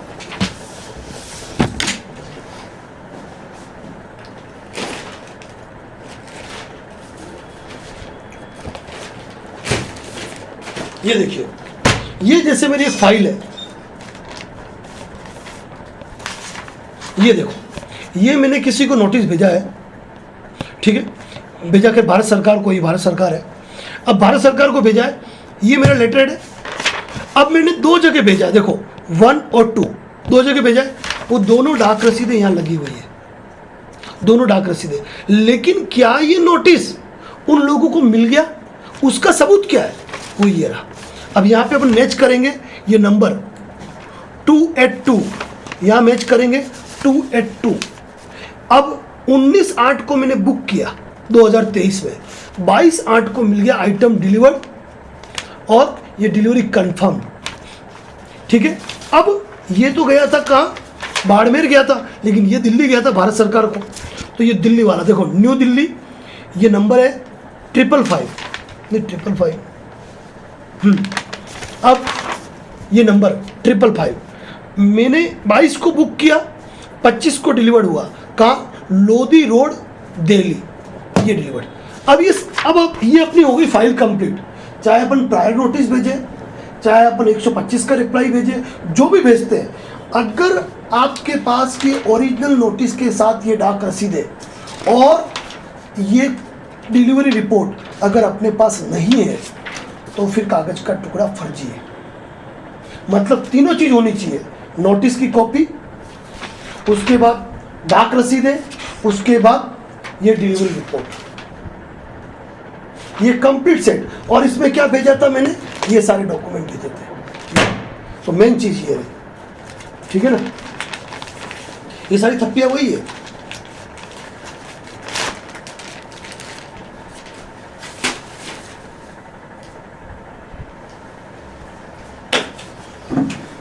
तो ये वाली बातें हैं। तो डिलीवरी रिपोर्ट अपने को निकालना कंपलसरी होता है, इस चीज को अपने को ध्यान रखना है, ठीक है, अब अपन बात करते करते आगे चलते हैं कि रिकवरी एजेंट जब घर पे आता है उसको हाथ में दे दिया इंटीमेशन लेटर, ले भाई 2 कॉपी में साइन कर, तेरी डिटेल भर। डरना किसी तुर्रम खान से नहीं है, कोई अपना कुछ भी बाल बाका नहीं कर सकता है।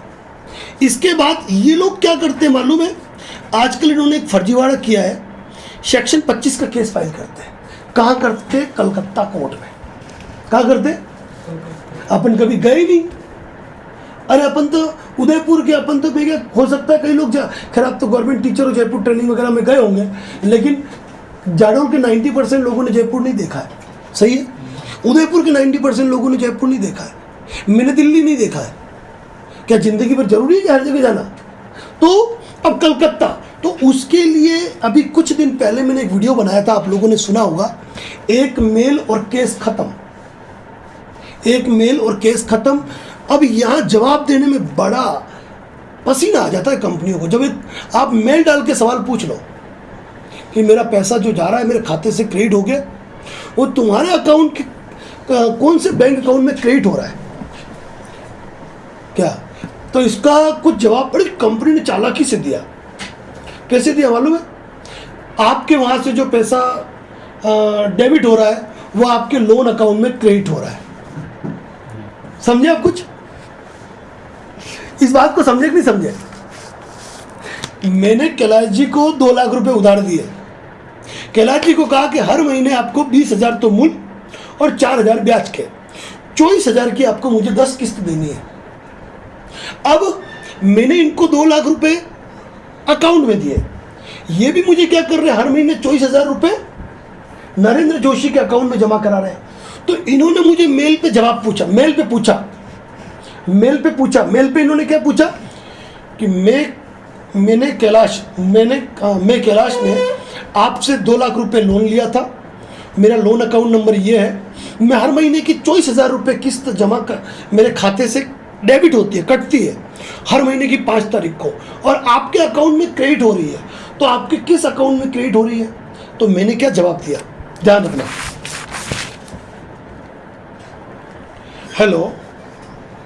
हेलो मीटिंग में चल रहा हूँ, मीटिंग में। ठीक है, ओके। तो अब बात ये आ गई, अब सुनना, मैंने इनको अकाउंट नंबर दे दिया 1 2 3 4 5, तो और ये तो मेरे अकाउंट में जमा करा रहे हैं, तो मैंने इनको जवाब दिया आपके खाते से जो पैसा डेबिट हो रहा है वो आपके लोन अकाउंट में क्रेडिट हो रहा है। मतलब कि आपके 24,000 की 10 किस्त जमा करानी थी, आपने पहली किस्त जमा कराई तो आपके 1 किस्त कम हो गई, दूसरी किस्त कम हो गई, तीसरी किस्त कम हो रही, मतलब आपके लोन खाते में जमा करो। ऐसी बदमाशी में जवाब दे रहे हैं, लेकिन ये जवाब कोर्ट में चलने वाले हैं नहीं। तो इसको जब वापस बार बार मेल करके जवाब पूछोगे ना, फिर आरबीआई लोकपाल को सीसी करोगे, क्योंकि हम तो कंज्यूमर हैं, हमारा राइट है जानने का। तो इसमें कई लोगों को जवाब दे दिए कस्टमर केयर ने कि भाई तुम्हारा पैसा हमारे HDFC बैंक की शाखा इसमें कनॉट पैलेस दिल्ली में जमा हो रहा है, और उनका केस कहाँ किया? कलकत्ता में। केस खत्म। मैंने सामने वाले को कहा सीधी मेल की कॉपी, ठीक है, जवाब बना के रजिस्टर्ड पोस्ट से मैंने कोर्ट को भेज दो, जुडिक्शन पे आपत्ति, या वहाँ का वकील, एक वकील कर लिया, जो भी मामूली फीस से पे कर दी, भाई इन्होंने मिथ्या आधारों पे क्षेत्राधिकार दिखाते हुए, क्योंकि केस कब फाइल होगा? जब आपका ECS उनके वहां के अकाउंट में हिट कर रहा, केस खत्म, बात खत्म। और यदि अपन ने कोई चेक दे रखे लोन में, तो थोड़ा सा अपने को ध्यान रखना है, सिक्योरिटी चेक नंबर अपने को ढूंढ के निकालने, वो लिखने अपने को। अब इंटीमेशन लेटर हो गया, रिकवरी एजेंट नोटिस हो गया, ठीक है। अब उसके बाद बात आती है सेक्शन 25 के केस की। तो सेक्शन 25 में एक EMI का केस होता है। अगर आपको एक EMI के नोटिस भी आ गया, आपने इच्छा कर दी बात दे दो, तो पेमेंट जमा करा के उनको नोटिस का जवाब भेज दो, खत्म। या कोर्ट का नोटिस आया, आप खुद भी नहीं गए, वकील साहब को भी कह दिया मैं पे करने को रेडी हूँ, वकील साहब ने अंडरटेकिंग लगा दी, केस खत्म। और वैसे भी सेक्शन 25 के केस सालों चलते हैं, कोई तनाव लेने की बात नहीं होती है, और न ही कोई ऐसा मामला है जिसमें सालों जेल होती है, चाहे सेक्शन 25 हो 138 हो। सीधी सी हाथ तो हाथ बेल होती है, और कलकत्ता में ऑनलाइन बेल होती है, तनाव लेने की जरूरत नहीं होती है। उसके बाद ये 316 318 का नोटिस भेजते हैं, जवाब दे दो, बात खत्म। क्योंकि सुप्रीम कोर्ट, हाई कोर्ट के बहुत सारे ऐसे जजमेंट हैं जो हमने बता रखे, मैं आपको और बताऊंगा कि उसमें 316 318 होता नहीं है। उसके बाद कर सकते हैं ये आर्बिट्रेशन। आर्बिट्रेशन में एक बार, दो बार, तीन बार, चार बार, पांच बार, पांचों बार जवाब दे दिया, बात खत्म। और अभी तो मैंने एक और चीज़ बताई थी कि बैंक को पहले ही लेटर भेज दो, ये आपके मैटर में अभी करना है। बैंक को पहले ही लेटर भेज दो, बैंक आपका अकाउंट ही होल्ड नहीं करेगा। होल्ड हो गया वो भी हो जाएगा। हाँ बिल्कुल खुलेगा, नहीं तो बैंक के खिलाफ जाएंगे अपन कंज्यूमर कोर्ट में, बैंक क्षतिपूर्ति देगा। लेकिन आपके खिलाफ आर्बिट्रेशन का अवार्ड हो गया, उन्होंने निर्देश भेज दिए, अकाउंट होल्ड हो गया, आपको प्रॉपर नोटिस शामिल हुए, तो वो आपकी गलती है। ये चीज़ ध्यान रखनी है। सर पहले जैसे ईएमआई दूसरे खाते से कटती, फिर अकाउंट चेंज करा दिया है, तो आर्बिट्रेशन में सारे अकाउंट वो हो जाएंगे। एक्चुअली ये ध्यान रखना, एक आपको एक बात मालूम है, आप में से किस किस को सिविल चेक करने आती है? सिविल किस किस को चेक करने आती है? अपनी सिविल सबको आती है। सबको आती है। कहाँ से चेक करते हैं अपन? ऐप से, पैसा बाजार से, पैसा बाजार से करते हैं, गूगल से, पेटीएम से करते हैं, हर जगह ऑप्शन है। पहले नहीं था। आपको मालूम है, आप जब भी लोन लेते हो ना, तो आपके होम लोन वगैरह अपन जब भी लेते हैं तो अपने सिविल का एक चार्ज कटता है, मालूम है आपको? वो सिविल चेक करके सिविल रिपोर्ट वो खुद निकालते हैं। अपन ऐप के थ्रू ले रहे हैं, इतनी डिटेल जानकारी नहीं आती है। वो जब डिटेल निकालते हैं ना, तो वहाँ कण कण आता है, रस रस आता है, वहाँ सारी जानकारी आ जाती है आपके और कितने खाते हैं। यही फर्क है गवर्नमेंट सर्वेंट और आम आदमी में। जैसे आज अगर मैं आपसे पैसे लूँगा क्या, तो मैं आपको दूसरा अकाउंट दूंगा कि मेरे इस अकाउंट में जमा करा दो, ठीक है। लेकिन जब आपकी सैलरी आती है तो आप नहीं कह सकते हो ये मेरी वाइफ के अकाउंट में जमा करा दो, नहीं कह सकते हो। तो इसीलिए अपने को एक बात ध्यान रखनी है, सबका पहला काम ये होना चाहिए, आज ही अपनी बैंक को नोटिस दो कि मेरे खिलाफ मिथ्या आर्बिट्रेशन की कार्रवाई हो सकती है, क्योंकि मैंने आर्बिट्रेशन पे सहमति नहीं दी। पूरा फॉर्मेट है, मैं बता दूंगा। और आर्बिट्रेशन के जितने भी नोटिस आए जवाब देना है। और ये सारा प्रोसेस जब हम फॉलो करते हैं क्या, और लोन नहीं भरते हैं, नहीं भर पाते, भरते क्या नहीं है, हर कोई भरना चाहता। आप में से कोई भी ऐसा नहीं होगा आज की तारीख में जिसके पास मतलब पैसा है और नहीं भरना चाह रहा है, क्योंकि हर व्यक्ति जानता है कि पैसा नहीं भरना यानी कि दुख आप मोल लेना, आफत मोल लेना, रात को नींद नहीं आती है। और लोग भी हंसते हैं, ये तो मार साहब है, 60,000 70,000 सैलरी आती है, ये कैसे फंस गए। अब हम कैसे फंसे ये हमारी अंतरात्मा ही जानती है। हम कभी लिखने बैठेंगे खुद की कहानी कि मैं कैसे फंसा, नहीं वास्तव में कभी कभी अगर आप लोगों को मैं कहूँ, आप 11 के 11 लोग अपनी कहानी लिखो कि आप लोन के दलदल में कैसे फंसे, तो मैडम लिखेंगे मैं सरकारी नौकरी में लगी, फिर मुझे पैसों की ज़रूरत हुई।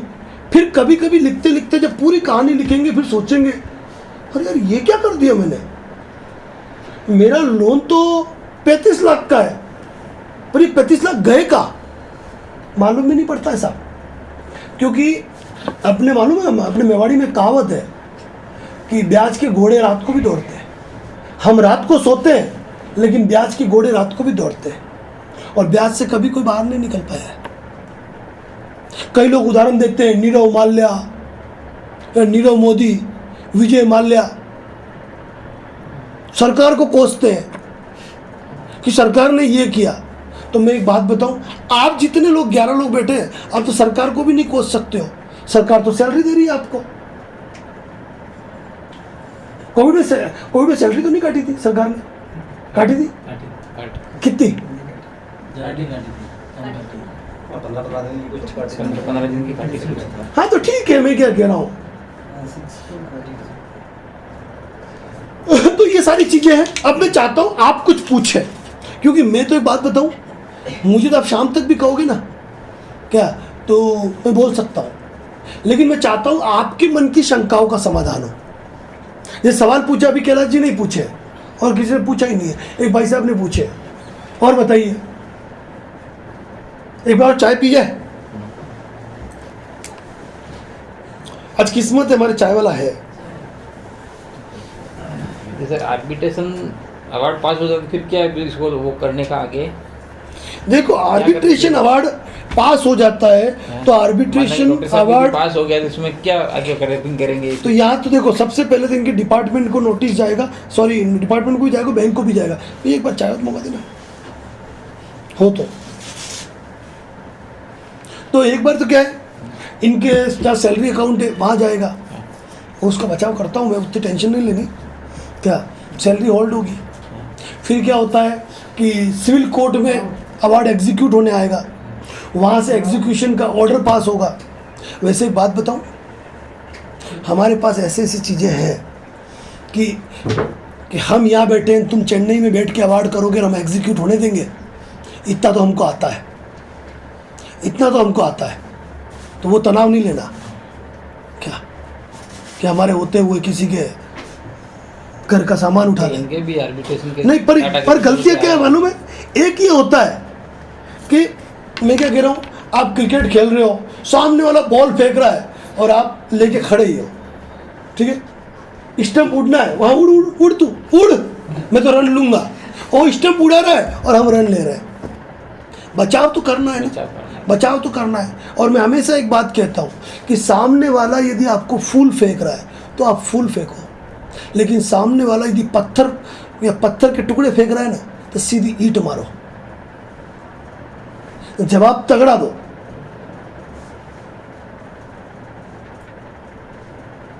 अच्छा एक बात बताइए, मैं आपसे पूछता हूँ, खैर इन सब ने तो मुझे देखा नहीं है, आपने अभी मेरी वर्किंग देखी थी 2 दिन पहले जब आप आए थे, मैंने जो भी जवाब बना के दिया पोस्ट कर दिया आपने? कर दिया। उसको पढ़ा आपने? ईमानदारी से झूठ मत बोलना। एक बार पढ़ा जाए, ये बस यही गलती है। चलो एक बार पढ़ा, आपने पहले किसी से बनवाए थे और इसको पढ़ा, क्या अंतर नजर आया? उसको पहले वाले को पढ़ा ही नहीं जरूर। हे प्रभु, वो सर सीधे मेल किए थे और मैंने प्रिंट भी नहीं निकलवाई। इंसान का फर्क कब मालूम पड़ता है मालूम है? जब हम दोनों को पढ़े। आपने पहले किसी की सर्विसेज ली तो कागज तो पढ़ो। अभी आपके सामने में आया हूँ, मैं यूं ही नहीं आया, एक बात बताऊँ, मैं बिना देखे भी बोल सकता हूँ, लेकिन फिर भी मैंने पॉइंट तैयार किए। आप लोगों ने सोचा होगा हमको वेट करा रहे हैं 10 मिनट 15 मिनट, ठीक है, अभी जो भी बात हो रही है मेरी वो रिकॉर्ड हो रही है, क्योंकि मैंने आप में से किसी का नाम नहीं लिया है। मैं हर चीज़ का उपयोग करता हूँ। 1 घंटा 7 मिनट की रिकॉर्डिंग है क्या, क्योंकि स्पेशल गवर्नमेंट सर्वेंट पे बात चल रही है, तो मैं चाहता हूँ कि वीडियो में आएगा। कई बातें ऐसी भी होगी जो इसके बाद बोलूँगा, क्या वो यहाँ रिकॉर्ड नहीं होगी। तो कम से कम जवाबों को पढ़ा करो, फर्क कब मालूम पड़ेगा? सही क्या मतलब एक बात बताऊं ना आपको, महाभारत के युद्ध में अर्जुन ने भीष्म पितामह को परास्त किया, कर्ण को हराया, तो उसका सामर्थ्य नहीं था, वो उसके सारथी भगवान श्री कृष्ण का था। अब आप ये मत कहना कि आप उदाहरण क्यों दे रहे हो, हम हिंदू है, हम हिंदू नहीं है, अपन उन चर्चाओं पे नहीं जा रहे, हम शास्त्रों की बात कर रहे हैं जो पुरानी अपन ने देखी है कि क्या अर्जुन कर्ण को हरा पाता? क्या अर्जुन भीष्म पितामह को सैया पे लिटा सकता था अगर कृष्ण न होते? तो अपने को ये तो समझना है ना कि भाई अभी तक हम जिनसे मिले, जिनसे कोई कागज तैयार कराए। सर लास्ट अभी 2 नोटिस। और एक बात ध्यान रखना, हमेशा ध्यान रखना, पैसों का भूखा और लालची आदमी कभी आपको शिखर पे नहीं ले जाएगा। हमारी एक ही चीज़ होगी जो मैं अभी खुल के बोल दूंगा, वो शुरू से अंत तक की होगी, वो कम हो ज़्यादा हो जो भी हो, लेकिन उसके बाद कभी पैसों की बात नहीं होती। क्यों? अभी मैं चाहता हूं कुछ आप यूनिक सवाल करो, अलग चीज कोई ऐसी बात। सर जैसे नोटिस आए, नोटिस का जवाब आप ही बनाओगे कि सारे ड्राफ्ट फॉर्मेट मिलेंगे। अभी मैं आपको ब्लैक बोर्ड पे और बताने वाला हूँ। आपने आज तक बच्चों को पढ़ाया, आज तक आपने बच्चों को पढ़ाया है और मुझे खुशी होगी कि भारत का भविष्य बनाने वाले शिक्षकों को मैं ब्लैक बोर्ड पे पढ़ाऊंगा। लेकिन अब हंसना मत, मेरी हैंडराइटिंग खराब है। आपने देखा होगा मेरी हैंडराइटिंग खराब है और मैं परवाह नहीं करता हूँ। मुझे मालूम है मुझे बोलना है, नीचे ट्रांसक्रिप्ट आती है। जिनको नहीं समझ में आएगा नीचे ट्रांसक्रिप्ट में जाके देख लेंगे क्या हिंदी में बोल रहे हैं, क्या वो जवाब कंप्लीट मिलेगा आपको, उसका तनाव नहीं है। नहीं हो डॉक्टर साहब पूछिए, आप कोई ऐसा सवाल पूछो कि मैं जवाब नहीं दे पाऊँ, मुझे बड़ी खुशी होती है। सवाल कीजिए। एक बात बताऊं, मेरा एक बहुत बड़ा वीडियो वायरल हुआ, जबकि रिकॉर्डिंग है, मैं ऑन रिकॉर्ड बोल रहा हूं और ये यूट्यूब पे पब्लिक होगा। मेरा एक वीडियो बहुत ज़्यादा वायरल हुआ, आप लोगों ने देखा होगा उसको, और मेरे हिसाब से आप 11 में से 8 लोग ये कहेंगे हाँ ये आपका वीडियो हमने देखा है, क्योंकि उसको 10 करोड़ लोगों ने देखा है, उसको 10 करोड़ लोगों ने देखा है। और आज भी जब रोड पे चालान ज़्यादा बनने शुरू हो जाए ना तो ये वीडियो वायरल हो जाता है। ये वीडियो, आप जिस पद पे हैं आपको कितने रुपए तक के चालान काटने का अधिकार है? हमारे एसएचओ की तरफ से काट रहे हैं। एक मिनट, आप एसएचओ की तरफ से काट रहे हैं, मतलब आपके चालान बुक पे पहले से एसएचओ ने साइन कर रखे? नहीं, मुझे बताइए क्या आपके एसएचओ ने, एक मिनट बोलना मत, चालान बुक पे एडवांस साइन कर रखे? आप वीडियो बंद मत कीजिए, आप मुझे मेरी बात का जवाब दीजिए। ये वीडियो बना रहे थे। बताइए, आपको सिविल न्यायालय की डिग्री है, मैं क्या कह रहा हूँ, ये अवैध वसूली, बताइए मुझे, बताइए। अब एक मिनट मुझे कुछ सवाल। तो ये मेरा वीडियो किस-किसने देखा है? ये आप बोल रहे हो सर? मेरी आवाज है ना, ये किस-किसने देखा है? आप में से किसी ने देखा पहले? देखा ना? हाँ, मैं क्या कह रहा हूँ, तो ये वीडियो 10 करोड़ व्यू पार हुए, 31 लाख लाइक है इस पे। देखो उदयपुर का ये 31 लाख लाइक से 24,000 कमेंट है, 24,000 कमेंट्स है, ठीक है ना। अब ये वीडियो की बात किस बात पे निकाली थी मैं भूल गया, अपन कोई टॉपिक पे बात कर रहे थे इसलिए मैंने वीडियो की बात निकाली। नहीं, जवाब के लिए जवाब करो, ऐसा कोई सवाल करो ऐसा ही। हाँ, तो कोई आपका ऐसा सवाल होना चाहिए जिसका मैं जवाब नहीं दे पाऊँ। हाँ बिल्कुल, तो ये वीडियो बहुत ज़्यादा वायरल हो गया, तब ये मेन उदयपुर का था। उदयपुर में उस वक्त चर्चा का माहौल बन गया, क्योंकि पुलिस वाले क्या कर रहे थे, पब्लिक का वीडियो बना रहे थे, और मैं पहुंच गया।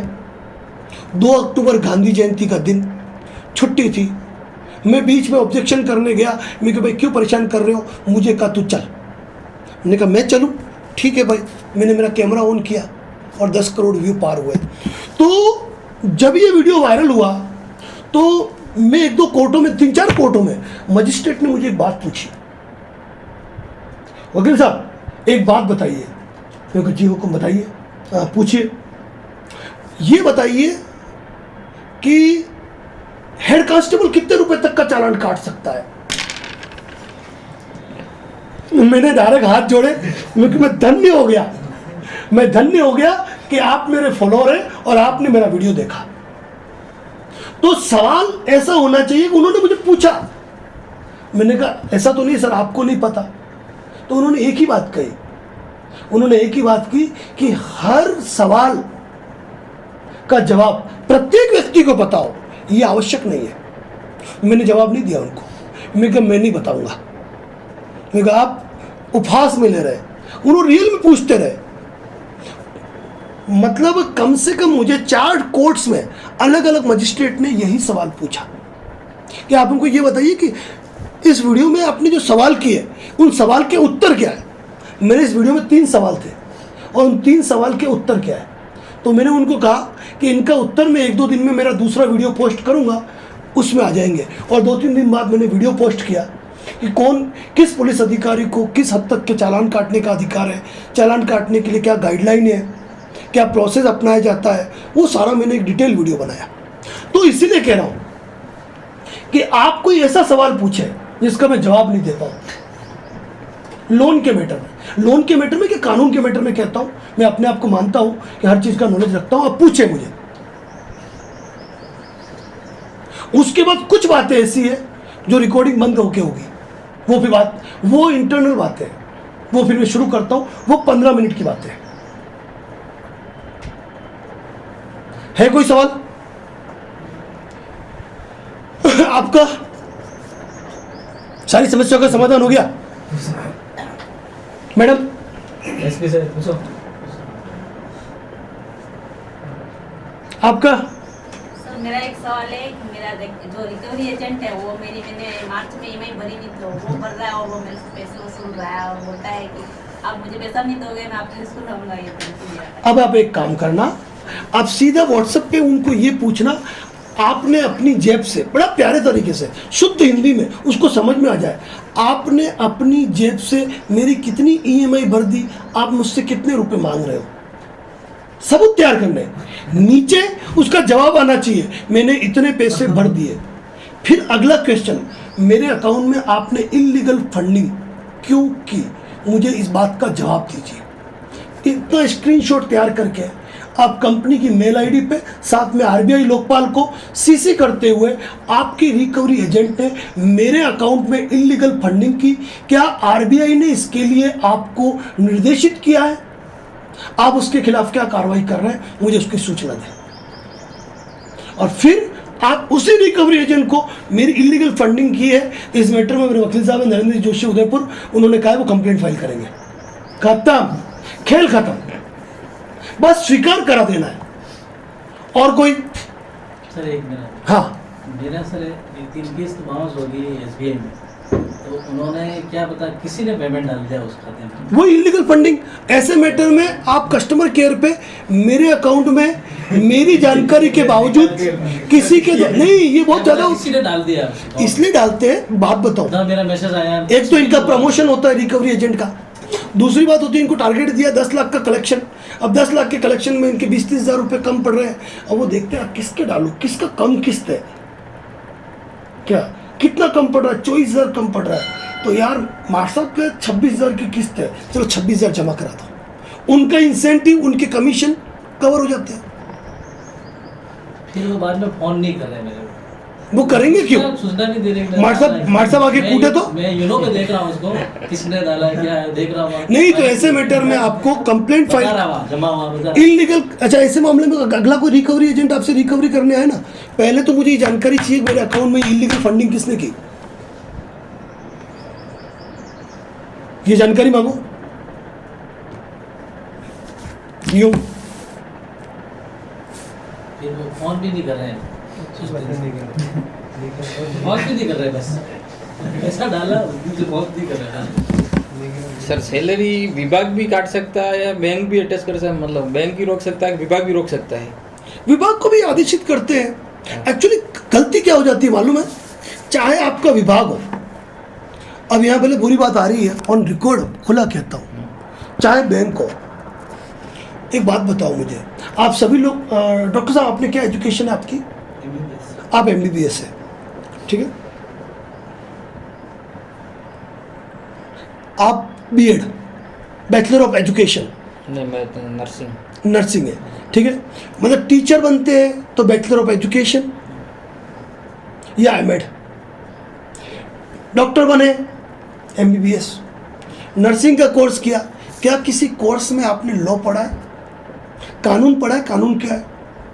नहीं पढ़ा, आपका काम ही नहीं है, ठीक है। मेंढक काटना अलग बात थी, क्योंकि वो डॉक्टरी काम था, वहां पे आपको केवल जीव की संरचना देखनी थी, और आज भी आपको लोगों का ट्रीटमेंट करना है, आपको कानून से क्या मतलब, आपको कानून से क्या मतलब।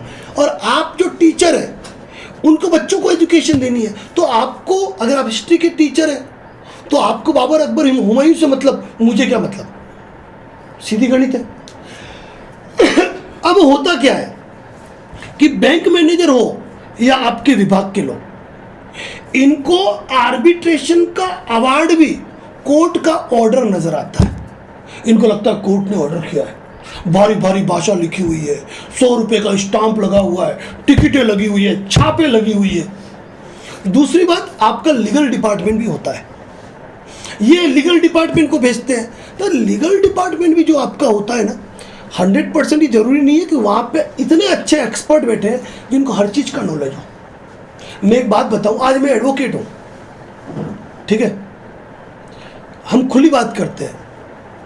कभी कभी कोई कहता है कि तो हम, आपने मूवी के अंदर भी देखा होगा, जॉली एलएलबी के अंदर, तो जॉली एलएलबी के मूवी के अंदर वो जज साहब ने पूछी थी, अरे यार मनीष मल्होत्रा का वो क्या घाघरा कितने का आता है, उसने कहा जनाब 5-5.5 लाख, 5-5.5 लाख, इसका तो सारी सैलरी घाघरे में चली जाएगी, अगले जन्म में वकील ही बनना पड़ेगा।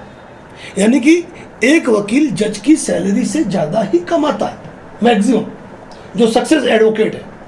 क्योंकि तो यहाँ एक चीज़ ध्यान रखनी है कि जो सक्सेस एडवोकेट है वो क्या बैंक की नौकरी करेंगे लीगल में? क्या? आज एक बात बताऊं, अगर मैं 11 लोगों को कन्विंस कर रहा हूं तो सीधी सी बात है, अगर 11 लोगों से मैं बेनिफिट प्राप्त करता हूं तो मजिस्ट्रेट की सैलरी में एक दिन में कमा गया, जाहिर बात है कि नहीं? तो ऐसे लोग जो सक्सेस है, जो अपने फील्ड के मास्टर है, जो लोग की बारीकी से पकड़ रखते हैं, क्या वो लीगल में बैंकों की नौकरी करेंगे? नहीं करेंगे। वहाँ वही नौकरी करेंगे जिन्होंने एलएलबी कर ली, 1-2 साल वकालत की पर चली नहीं, तो वो बैंकों के लीगल में लग गए। अब उनके सामने आया, अब उनको कहाँ इतनी पकड़ है इन चीज़ों की? एक लॉयर और एक एडवोकेट, बहुत बड़ा अंतर होता है। लॉयर कभी एडवोकेट नहीं होता है, ये वीडियो मेरा सुना होगा आपने, तो लॉयर कभी एडवोकेट नहीं होता, लेकिन एक एडवोकेट एक लॉयर होता है। यानी एलएलबी किया हुआ हर बंदा, चाहे वो वकालत करे या नहीं करे, वो कहलाता है लॉयर। ये बात आपकी ध्यान रखना कि कई बार आपको वकीलों के नाम से फ़ोन आते हैं कि मैं एडवोकेट बोल रहा हूँ, उनको कहना आप बैंक में नौकरी करते हो? वो कहेगा हाँ मैं बैंक का लॉयर हूँ, बैंक का एडवोकेट हूँ। तो मुंह पे कहना कि जो सैलरी प्राप्त करते हैं वो कभी वकील नहीं होते। जैसे आप लोगों से अगर आज मैं कोई पैसा लेता हूँ तो वो फीस कहलाएगी, वो सैलरी नहीं कहलाती है। तो जो सैलरी लेता है वो कभी वकील नहीं होता है। और एडवोकेट कभी किसी को कॉल नहीं करता है, न तो आपको कभी पुलिस का कॉल आएगा, न कभी आपको एडवोकेट का कॉल आएगा। ये टोटल फर्जी लोग होते हैं जो कॉल करते हैं। ये आज मोना बख्शी है, मतलब एक खूबसूरत सी लड़की का फोटो लगा होगा, और आप देखना जो व्हाट्सअप करते हैं, अगर आप गौर करो और उनकी चैट रहने दो, 8 दिन बाद उनका नाम बदल जाता है। कभी वो पुलिस की वर्दी में आ जाएंगे, कभी वकील के गाउन में आ जाएंगे, तो कभी लड़की का फोटो आ जाएगा, वो भी उनका खुद का नहीं होता है, रोज बदलते हैं। और आपने ये भी देखा होगा, कभी कभी आपको ट्रू कॉलर पे फ़ोन आता है, रिसेंटली नेम चेंज लिखा हुआ आता है, मालूम है? रिसेंटली नेम चेंज पढ़ा कभी कभी आपने? ट्रू कॉलर पे आता है। तो ये सारे फ्रॉड लोग होते हैं कि मोना से मोनिका बन जाते हैं और अचानक महेश बन जाते हैं, फिर एडवोकेट राम अवतार बन जाते हैं, फिर पुलिस वाले भी बन जाते हैं। तो अपने को ये चीज़ें ध्यान रखनी है। यूँ एक गवर्नमेंट सर्वेंट के रूप में अभी तक मैंने आपको जो बातें बताई है, आपको कुछ पूछना है पूछो, फिर मैं कुछ इंटरनल बातें कर रहा हूँ रिकॉर्डिंग बंद करके।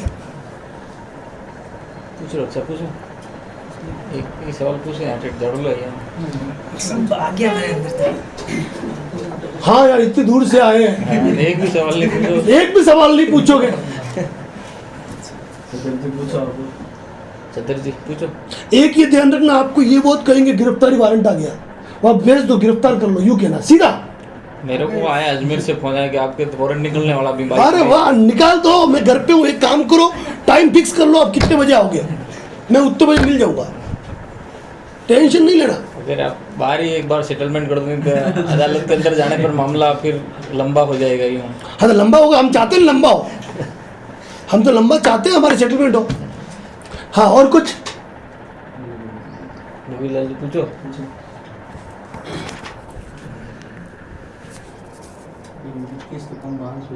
पूछो पूछो चतर जी पूछो। सर मेरे एक सेटलमेंट लेटर आ गया था, उसमें कुछ राशि मैंने जमा करवा दी, इसके बाद में उन्होंने वो डेट दी थी, उस डेट में मैं जमा नहीं करवा पाया। खत्म हो गया सेटलमेंट, वो राशि गई, डूब गई आपकी, ब्याज पेनल्टी में गई। इसीलिए अभी मैंने कहा था OTS, वन टाइम सेटलमेंट। अच्छा, किस्त वाला अगर चूक गए तो फिर खत्म। एक दिन चुक गए। अरे भाई एक बात बताओ, कभी कभी नहीं अपन कहाँ की घटना है, कि एक दिन में होटल में कहीं खाना, अकेला था, खाना खाने चला गया और जेब में पर्स में पैसे थे नहीं, क्या तो अब खाना खा लिया, बिल हो गया 250 रुपये, काउंटर पे गया, स्कैन करूँ, पैसे नेटवर्क स्लो, पैसे जा ही नहीं, करूँ क्या। वो भी समझ रहा है कि बंदा होटल में खाना है, पैसे होगा तभी आएगा, मैं कोई पर्स भूल गया हूँ। मैंने डायरेक्टली गाड़ी रखी, मैंने कहा सर फॉसिल की गाड़ी है, क्या कॉस्टिंग 15,000 की है, आप रखो। जेब से कार्ड निकाला, ये मेरा कार्ड, ताकि आप ये नहीं समझो चोरी की है, ठीक है। अरे नहीं जाओ जाओ आप। मैं क्या जाऊँ कैसे, मेरा मन नहीं मान रहा है। फिर मैंने किसी को फ़ोन करके स्कैनर भेज के पेमेंट करवाया। तो ये चीज़ क्यों कह रहा हूँ कि मान लीजिए आपको 25 तारीख को पेमेंट करना है और उसी दिन बैंक का सर्वर ठप, पेमेंट जमा हुआ ही नहीं, वो गलतियाँ नहीं देखी जाएगी, गलती आपकी है। दो दिन कोई सांप्रदायिक कांड हो गया तो आप ये आधार नहीं ले सकते कि हमारे यहाँ कन्हैयालाल वाला मैटर हो गया तो मैं जमा नहीं कर पाया, ये आधार नहीं ले जाएगा। इसीलिए ओटीएस के चक्कर में रहो, ये किस्तों के चक्कर में रहो ही मत। यू सर ये जैसे सेटलमेंट करते हैं, ठीक है, तो बहुत सारे कोई कह रहा है, यूट्यूब पे देखा था, कह रहे थे कि अपन किसी भी बैंक में अकाउंट वगैरह भी नहीं खोल पाएंगे उसके बाद में सेटलमेंट करवाते हैं, तो और लोन भी नहीं मिलता भविष्य में आपको किसी भी प्रकार का लोन भी नहीं मिलेगा, ऐसा भी होता है। एक बात बताऊंगा, ध्यान से सुनना। एक ये बात जो कही जाती है ना अक्सर कि भविष्य में कहीं भी अकाउंट नहीं खुलवा पाएंगे, तो YouTube पे ऐसे 30 मार्कान खड़े हैं जो सुबह उठे शेविंग भी नहीं करेंगे, मुंह भी नहीं धोएंगे, नींद से उठ के भी वीडियो बनाएंगे, पता कुछ भी नहीं है, बोलना है, क्या बोल रहे हैं खुद को भान नहीं है, ठीक है। दुनिया का कोई ऐसा कानून नहीं है जो ये कह सके कि एक सेटलमेंट करने वाला व्यक्ति अकाउंट नहीं खोल सकता है। आप चाहो उतने अकाउंट खोल सकते हो। और दूसरी बात कि सेटलमेंट करने पर लोन नहीं मिलता है। मर साहब, कैलाश जी एक चीज़ देखना, मेरा सिविल स्कोर अभी कितना आ रहा है? 769 मेरा सिविल स्कोर है, ठीक है। अब एक बात करते हैं, मुझे ज़्यादा नॉलेज नहीं है, 11 मेरे लेट पेमेंट है, आज तक मैंने 374 EMI चुकाई, 374 थी, 363 मैंने टाइम पे चुकाई है, ठीक है। नो न्यू एप्लीकेशन है, सी फुल रिपोर्ट मैं खोल रहा हूँ, प्रत्यक्ष को प्रमाण की आवश्यकता नहीं है, ठीक है। इतनी अच्छी बातें क्यों करता हूँ मालूम है? क्योंकि मैं बहुत ज़्यादा लोन लेता था पहले, ठीक है। अब एक चीज़ दिखाऊंगा, पेमेंट हिस्ट्री, इधर देखो, इधर SBI का बिजनेस लोन है, आप भी आओ आगे, नहीं देखो ना, SBI का, हाँ SBI का बिजनेस लोन, इधर देखो मर साहब, इधर 47,500 का लोन था, अक्टूबर 2003 में लिया, अकाउंट क्लोज कब हुआ? मार्च 2016 में, कितने साल बाद? 13 साल बाद। यहां देखो, एक भी EMI मैंने चुकाई नहीं थी, कहीं भी EMI चुकाई थी दिख रही? जो राइट आता है कहीं भी राइट है, एक भी EMI नहीं चुकाई थी। 2003 का सेटलमेंट कब हुआ? 2016 में। यह है सेटलमेंट मेरा 47,500 लोन का। सेटलमेंट कितने में हुआ? मूल से कम 30,000 में, 13 साल बाद। मेरे हालात नहीं थे, नहीं भर पाया। लोन भी बता देता हूँ, डूंगरपुर की स्टेट बैंक ऑफ इंडिया कलेक्ट्री के सामने इवनिंग ब्रांच थी। अभी ये ब्रांच डूंगरपुर कौन कौन गए हुए हैं? राष्ट्रीय टॉकीज देखी है ना, अभी उसके सामने वो नवाडरा रोड निकलता है, वहाँ पे, वहाँ जाके मैंने सेटलमेंट किया। अब आप मेरे दूसरे लोन देखिए, इधर देखिए, ये होम लोन देख रहे हैं, इधर देखो, HDFC used car loan, IndusInd bank credit card, HDFC auto loan. अब लोन देखो, Aditya Birla, IDFC, Bajaj finance, HDFC, SBI, Bajaj finance, ICICI, central bank of India. कितने लोन लिए देख रहे हैं? अब एक बात कहूं मैं, वक्त मेहरबान तो गधा पहलवान। अगर आपका समय अच्छा चल रहा है तो दुनिया की कोई ताकत आपको रोक नहीं सकती है। क्या मेरी स्थिति नहीं थी? बुरे हालात थे, क्या कर्जे में धंसा था। मेरा एक लास्ट 1 अप्रैल 2025 का जो वीडियो था उसमें मैंने चीज़ों को क्लियर किया, और अब मेरी सिविल स्कोर 769 है। अभी ये स्थिति है। जबकि डिले देखो, यहाँ भी डिलेड आ रहा है, आ रहा है, कोई दिक्कत नहीं।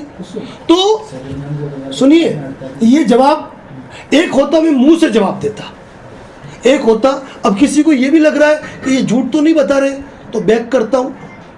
ये 769 बैक कर रहा हूँ। ये मेरा गूगल पे, ये मेरा मोबाइल नंबर, और ये मेरा फोटो। अगर किसी को पेमेंट डालना डाल दो, आप चेक भी कर लेना, ठीक है। ये सारी चीज़ें हो गई। तो ये सारी चीज़ें क्यों बता रहा हूँ, इसके पीछे कारण है। एक बात तो ये समझ जाओ कि जब हम लोन के दलदल में धंसे हैं तो ये मत सोचना कि हमको और भविष्य में लोन लेना है। सर, जहर खा के मर रहे हैं, कोई आपको ऑक्सीजन पंप दे रहा है, पानी में डूब गए हो क्या? मैंने आपको पानी से बाहर निकाला, पेट दबा करके पानी बाहर निकाला। अब आपको नहीं, मेरे को वापस डूबना है, मेरे को वापस मरना है क्या? ठीक है ना? तो वो चीज़ें अपने को नहीं करनी है, वो चीज़ें अपने को नहीं करनी है। मैं एक बात बताऊंगा आपको, आप जाडोल के हो ना, आप में से जाडोल के कितने नंबर सेव है आप लोगों के पास? जाडोल के नाम से मेरे कितने नंबर सेव है देखना ऊपर, 219 नंबर जाडोल के। हाँ, नहीं वो नहीं कह रहा हूं मैं, जाडोल के 219। और इन 219 में भी मैं एक बात बताऊं, कई ऐसे लोग हैं, क्योंकि मुझे कई मैटर में मेरे आप अखबार में आए तो वो कटिंगें देखना आप अखबार की। अब तो मैंने छोड़ दिया है क्योंकि थप्पियाँ लग गई है तो अंदर रख दिया है मैंने। क्या ढेरों मैटर्स के अंदर लोगों को डूबा पैसा दिलाया मैंने, लेकिन लोगों की आदत होती है, कई लोगों को मैंने पैसा दिलाया था कंपनी में डूबा हुआ, उन्होंने लेके वापस दूसरी में डुबाया। वो आदत होती है। राजसमंद में मेरे वहाँ पे बोर्ड पे लगा है, नर्मदा से कच्छ तक पानी ले जाने की योजना। राजसमंद के लोगों को मैंने पैसा दिलाया, डूबा पैसा, 6 महीने बाद वापस आया, और इसे पैसा एक और जगह डूब गया। मेरे कौन सा पैसा? वही पैसा। क्या तो यूं वाली गणित है। तो अपने को वापस ये सोचना नहीं मुझे और लोन लेना है, अपन निकल जाए। और वैसे भी भगवान ने इतनी अच्छी सैलरी और इतनी अच्छी जॉब दे रखी है, अपन शांति से जिएंगे ना, क्या करना है। आप एक बात बताऊं, 2000 स्क्वायर फीट का बंगला ही बना लोगे ना, रात को रहना तो 10 बाई 12 के रूम में ही है। खाने में तो रोटी दाल चावल ही खाने, रोज पनीर की सब्जी पचती नहीं है। तो इसीलिए जो दिमाग में ये बात तो निकाल दो कि भविष्य में लोन मिलते रहे। मैंने मेरी स्थिति बता दी भाई, मैं आज भी लोन पे हूँ, भरता हूँ, लेकिन हर महीने की 7 तारीख को जब 19,482 रुपये की किस्त आती है ना, तो दिमाग में रहता है अरे 7 तारीख को कार की किस्त है, 7 तारीख को कार की किस्त है।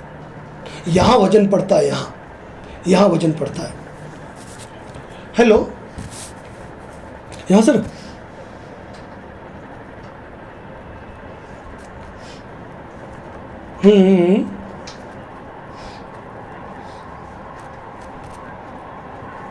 हाँ तो जांच में गिरफ्तारी नहीं होती है। आता हूँ सर, मैं आता हूँ, ठीक है ना। हाँ, तो सामने कौन आया, बहसबाजी किससे हुई? हाँ, कोई भी आए हो, ठीक है, ठीक है, ठीक है ना। एक बात बताऊँ, जांच कराने के लिए रिपोर्ट दो, और जांच में कभी गिरफ्तारी नहीं होती है, जांच में जांच होती है। आप कहो, चलो फिर निकलता हूं मैं, ठीक है ना। नहीं नहीं, ठीक है ठीक है ठीक है, ओके ओके ओके, बिल्कुल बिल्कुल, ठीक है ना, ठीक। तो ये सारी बातें हैं। और कोई क्वेश्चन?